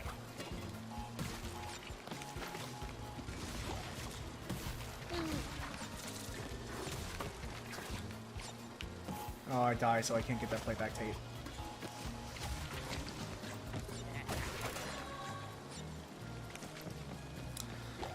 You see, you're not a fan of 100% games, and I'm normally with you, but probably it's partially because I have nostalgia for this particular series. I have 100%ed Crashes 2 and 3. So normally I would be down for 100%ing this game, but the amount of effort that they expect you to put in, the amount of time that they expect you to put in for that is just absurd.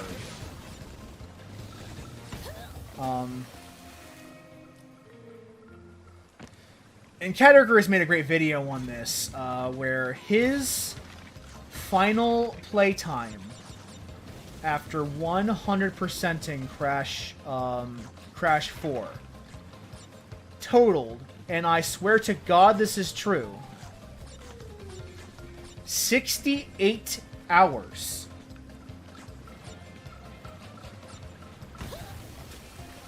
$68 hours to 100% this game.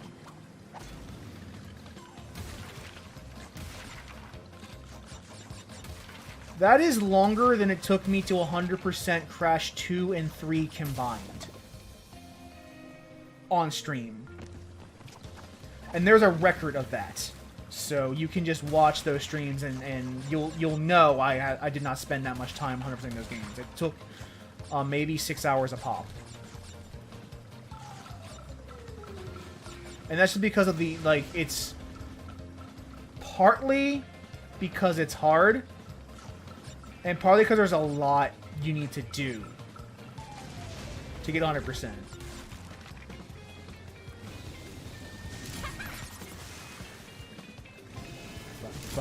Fuck the crates. Fuck these crates. Fuck them. Fuck these crates. Hey, Fake Crash. Bye.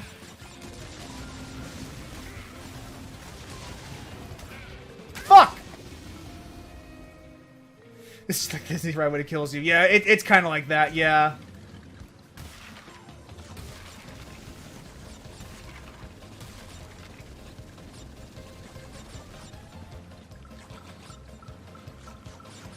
Okay.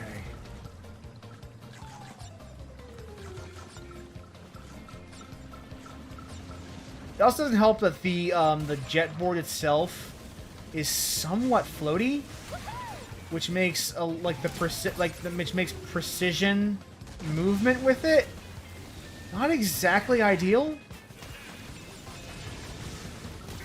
Oh, okay. Use the boost to get through. What do you think I'm doing, Steven? What do you think I'm doing? The boost doesn't help with sections like this. You'll just turbo into the mines and die. You do kind of have to have a little bit of patience.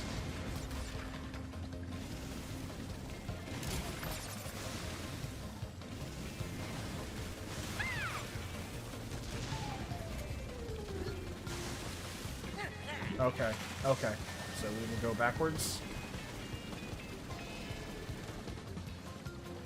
Yes, that is fake Crash. You'll see he has goofy teeth, and that's how you know that's fake Crash and not real Crash. Oh, I masked through that. That's fine.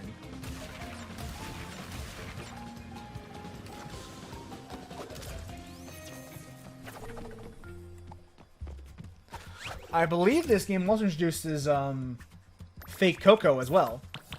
Well, that was a miserable performance, but whatever. I got the color gem.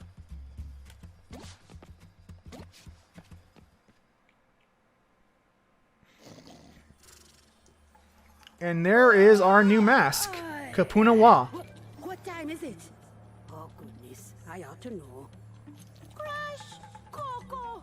Come on, give old Capunawa a kiss, eh? I like that the skins, Don't look at me like the skins are visible even in cutscenes. I see everything! And I mean everything. There's some very unexpected developments in your future. Your very near future. Shocking events that will change the course of your life. Yeah, just gonna stop you there before you tell us how we all die. Well, if you'd rather not know about the giant mask-eating monster from beyond the stars, that is your choice. Yeah, I imagine it is all in-engine, but I see often, like, a lot of games do that where they don't, where they'll even in-engine they'll switch the base skins because of the, like, because they want you to feel like that's the canon. But when you don't do that, when you see the skins that you are playing as in the cutscenes, I always appreciate that.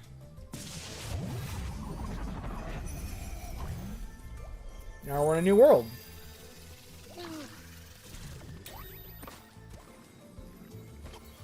The 11th Dimension, 1954.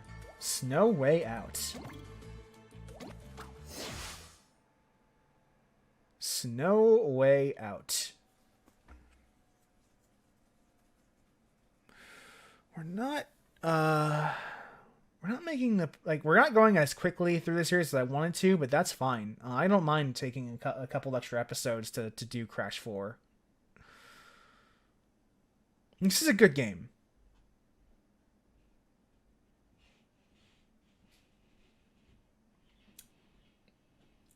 I could see that, Kelly, switching between, like, especially in DMC. Is that, are you talking about DMC Devil May Cry as in, like, the one that wasn't, like, the one that has Don't Me to the past, but all it did was give me more time to plan your doom. You'll find me up the mountain. Don't freeze on the way. I like this. Well, you know, I'm sensing a real fraught history here. How many times have you beaten this clown anyway? 3. Really? Only 3? Funny. Seemed like more. This is a good joke. How many times you beat this clown? 3? Only 3? Because, like, we know that there has been more times than that. But technically, those times aren't canon anymore because this takes place before Wrath of Cortex or like, essentially Wrath of Cortex and Twin Sanity never happened. At least as far as we know. And this is... So, effectively, despite the fact that there's this long history of Crash games, only the first 3 count. It's a really good joke. It's a really, like, it's a good joke for people who have played the series up until now. And this is also a good place to show off the new mask's new power, which, like, games have done it before. It's Time Stop. Her power is the ability to slow down time. You've seen it in tons of platforming games before this, so it should not come as a surprise that a game that involves the manipulation of space-time would use this as a mechanic.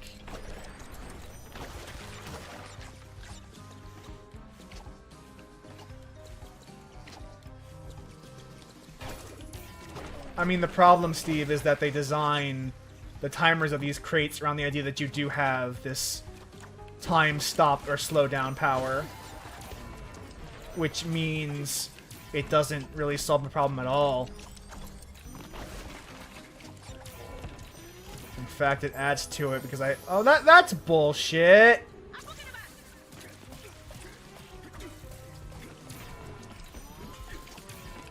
There we go. Well, gotta try again. Where the platform's gonna come back out in a couple seconds. It's gonna be fine.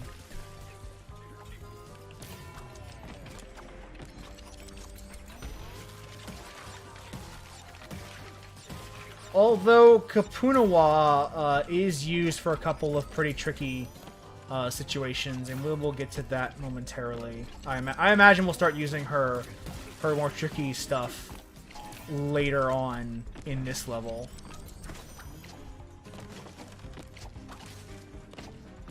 But like the other masks, they do pull off some cool things with her that you just couldn't do otherwise.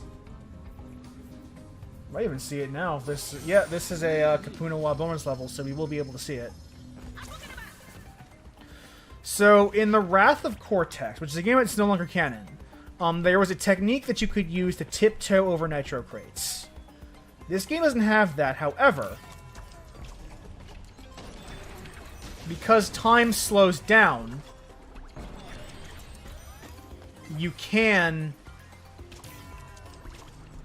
use Kapunawa to jump on top of nitro crates, and before they detonate, land safely away from them.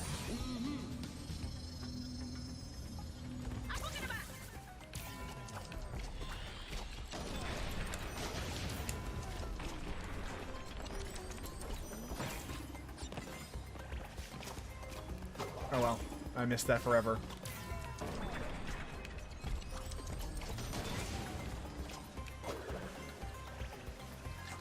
But that is one of the tricks that you can pull with Kapunawa.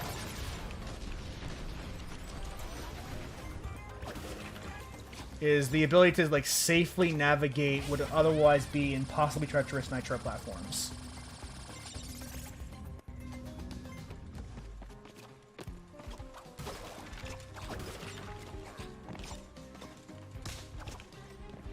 Oh, I guess that doesn't.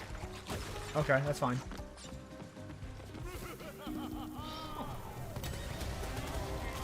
How did that happen? That's weird. That's weird. Why would a boat just blow up like that? Oh well, I guess I can just die.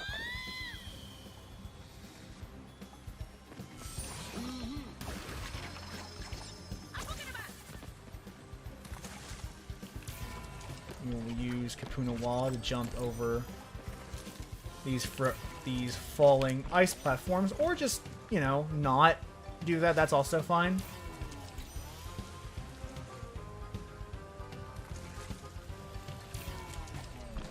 Jump, jump, jump, and done. Checkpoint time.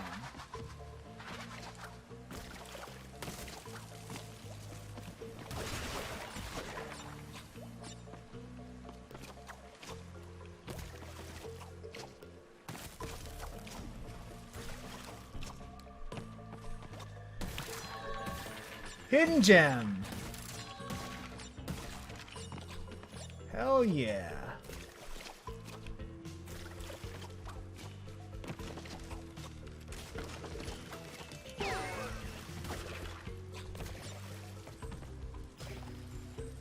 I agree, Wilson. I enjoy when games let you manipulate time in some way. That's always a fascinating mechanic. You can do a lot with it, too.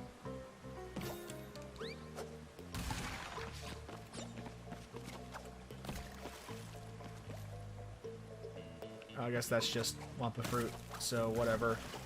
Don't care. And there is obviously this section over here, which you don't have to do. Get a few boxes.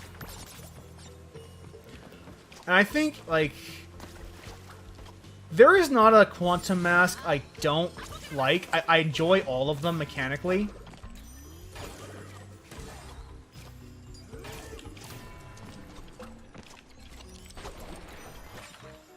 But Kapunawa is definitely up there.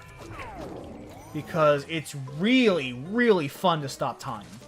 Or slow down the flow of time.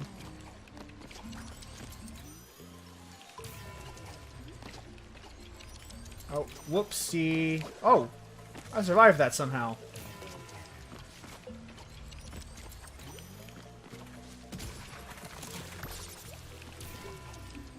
Chaos control indeed. This is definitely a Sonic thing. That's definitely a Sonic thing, right? That's definitely a Sonic the Hedgehog thing, chaos control. They do that in Sonic.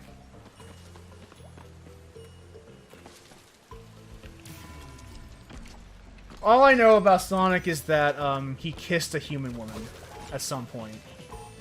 And people were freaking the hell out because they wanted that to be them.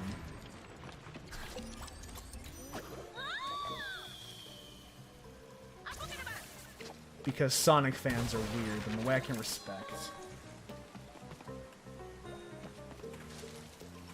Sonic fans are weird, but they're weird in a cool way, so it's okay.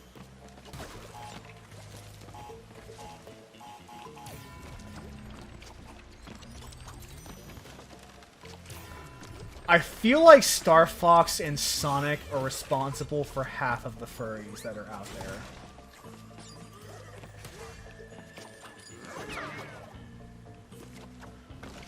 Now, Crash is what got me into the fandom, personally, but I am willing to just assume I'm in the minority there. Oh yeah, Disney too. Disney too, with Robin Hood.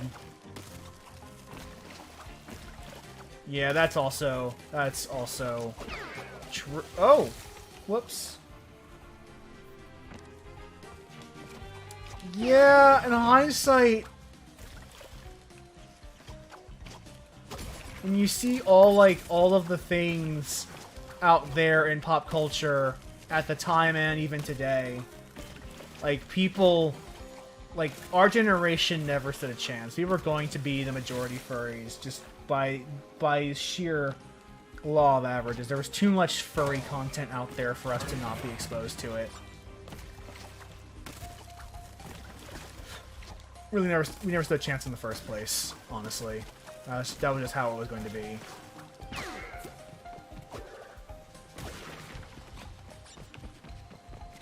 I mean, I work in tech, Steve. You're right, it is amazing that there aren't that many furries, but when you work in tech, everyone is, like, half the people you talk to are either furries or closet furries.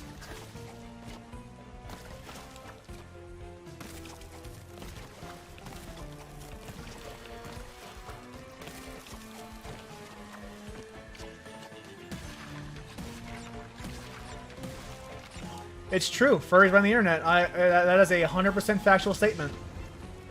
Like, the old joke is that the internet still runs properly because there are about 5 or 6 furries that refuse to turn the pagers off, and if they ever did, we would be in a national crisis.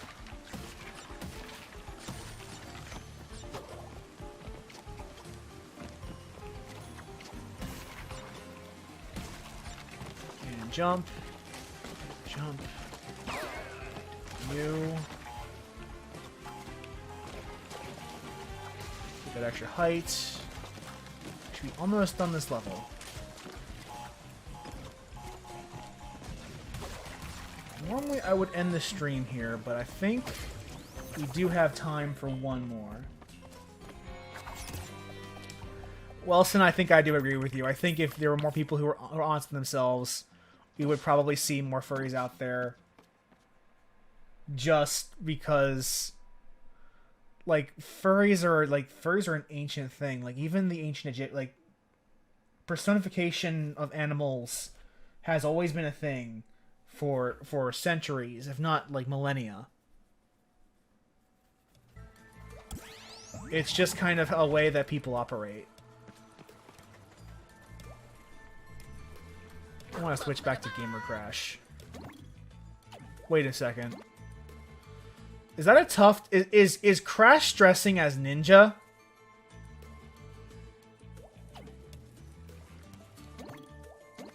Oh, that's worthy of execution. That executed on the spot for dressing like Ninja. Absolutely fucking executed. Just off with his head. Just off with it. Nope, nope, nope, nope, nope, nope, nope. Yes, that is Ninja Fortnite.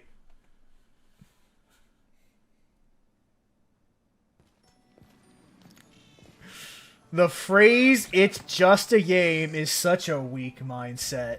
I can't believe he said that. I can't believe... Like, the worst part is, he said that and meant it. Like, he wasn't joking.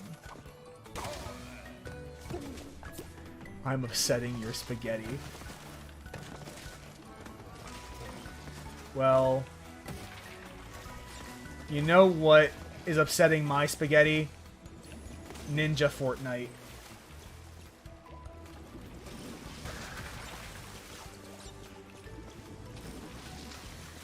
You see, if you lose in a game and you aren't angry, you've already failed. You failed twice.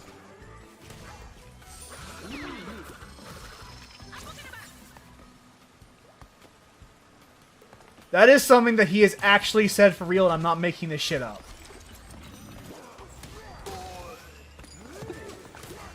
Ninja has said, if you lose in a game and you're not mad about it, you've lost twice.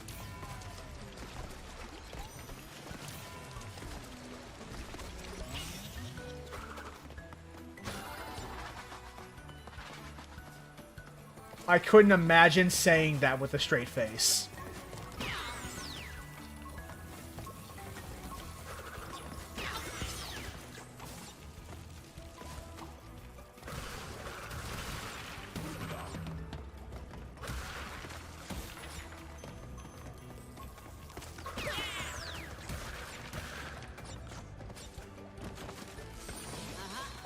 And here's a Kapuna Wall segment that is also a grind rail.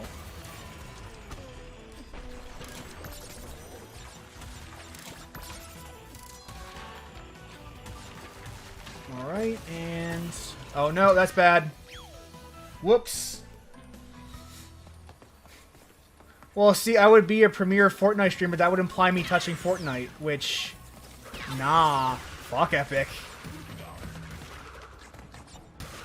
They crunched their devs to make Fortnite, and I'm not okay with that.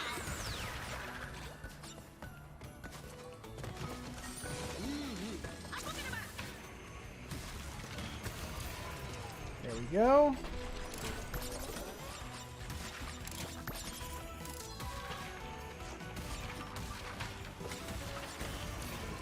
There we go. Oh, I missed that box. That's fine.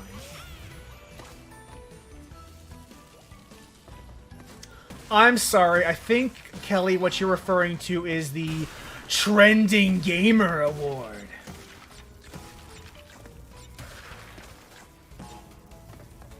The award for Trending Gamer.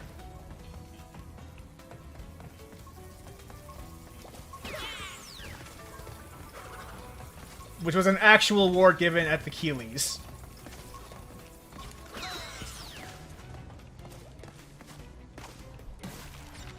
And there was a curse for a long time where people who got that award ended up turned out to be assholes, like months down the line. That's a little fucked up, but okay.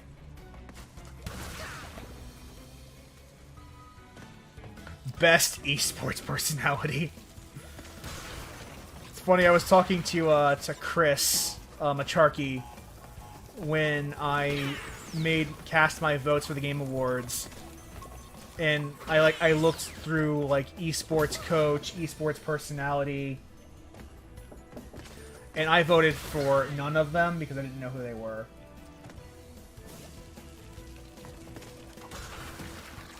I was like, okay, best esports personality, none of you. Best esports coach, none of you. Best esports team, none of you. Alright, we're probably gonna end up finishing soon, Wilson, but take care. Go eat. Go have food. Food's good. Take care, man. And thank you for watching.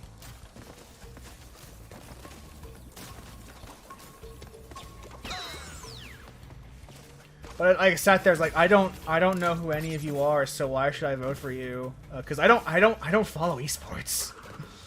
Like, esports, like, is this big thing that I just don't care about.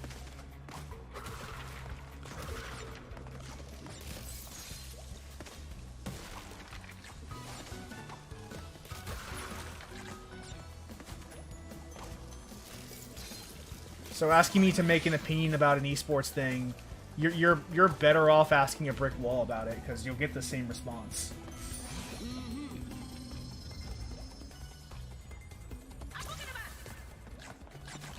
Yeah, fucking right, though? Where are all the fucking furries?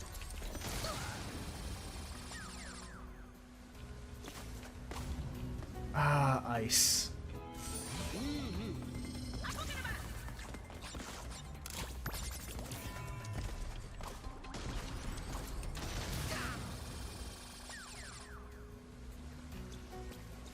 Yeah, like normie Twitch is a whole different beast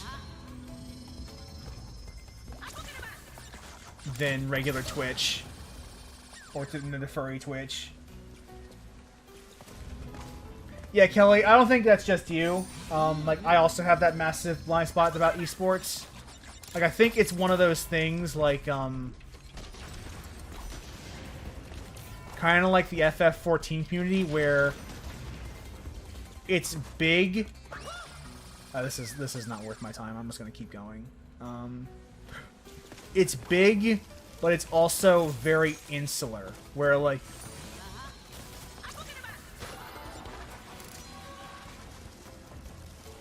unless you know someone who is personally playing FF14, you're probably not keeping up with FF14. And it's the same with esports. Unless you know someone who is personally involved in esports,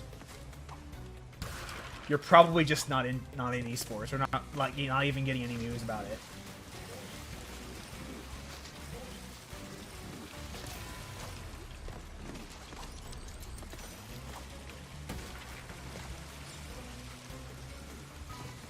I would play 14 with you, Steve, but if you're not interested, you're not interested, and that's perfectly that's perfectly fine. There's nothing wrong with just not being interested in the game.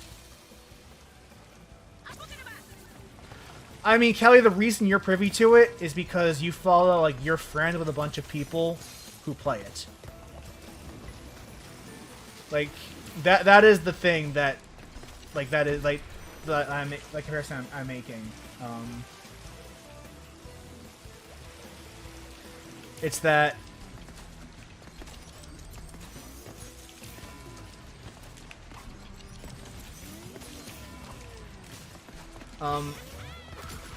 unless you know someone who's really into esports, you're probably not going to be very into esports. You're not going to learn a lot of esports, because, like, that is a very insular community where, unless you're directly involved in it, it might as well not exist.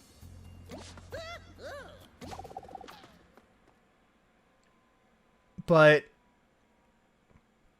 if you know people who are into it, and you are personally involved in it yourself, you probably know everything there is to know about it.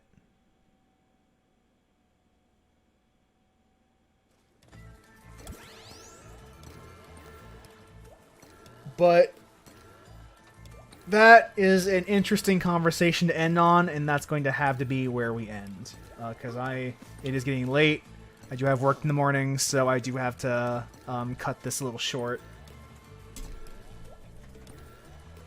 But for now, the name is by the way, one of the four Steve is Minfilia. But for now, take care, guys. Remember to wear a mask, social distance, wash your hands, Black Lives Matter, and all lives cannot matter until Black Lives Matter. So until next time, take care, and I will see you next week when we proceed with Crash 4 and continue on our little adventure. Bye, guys.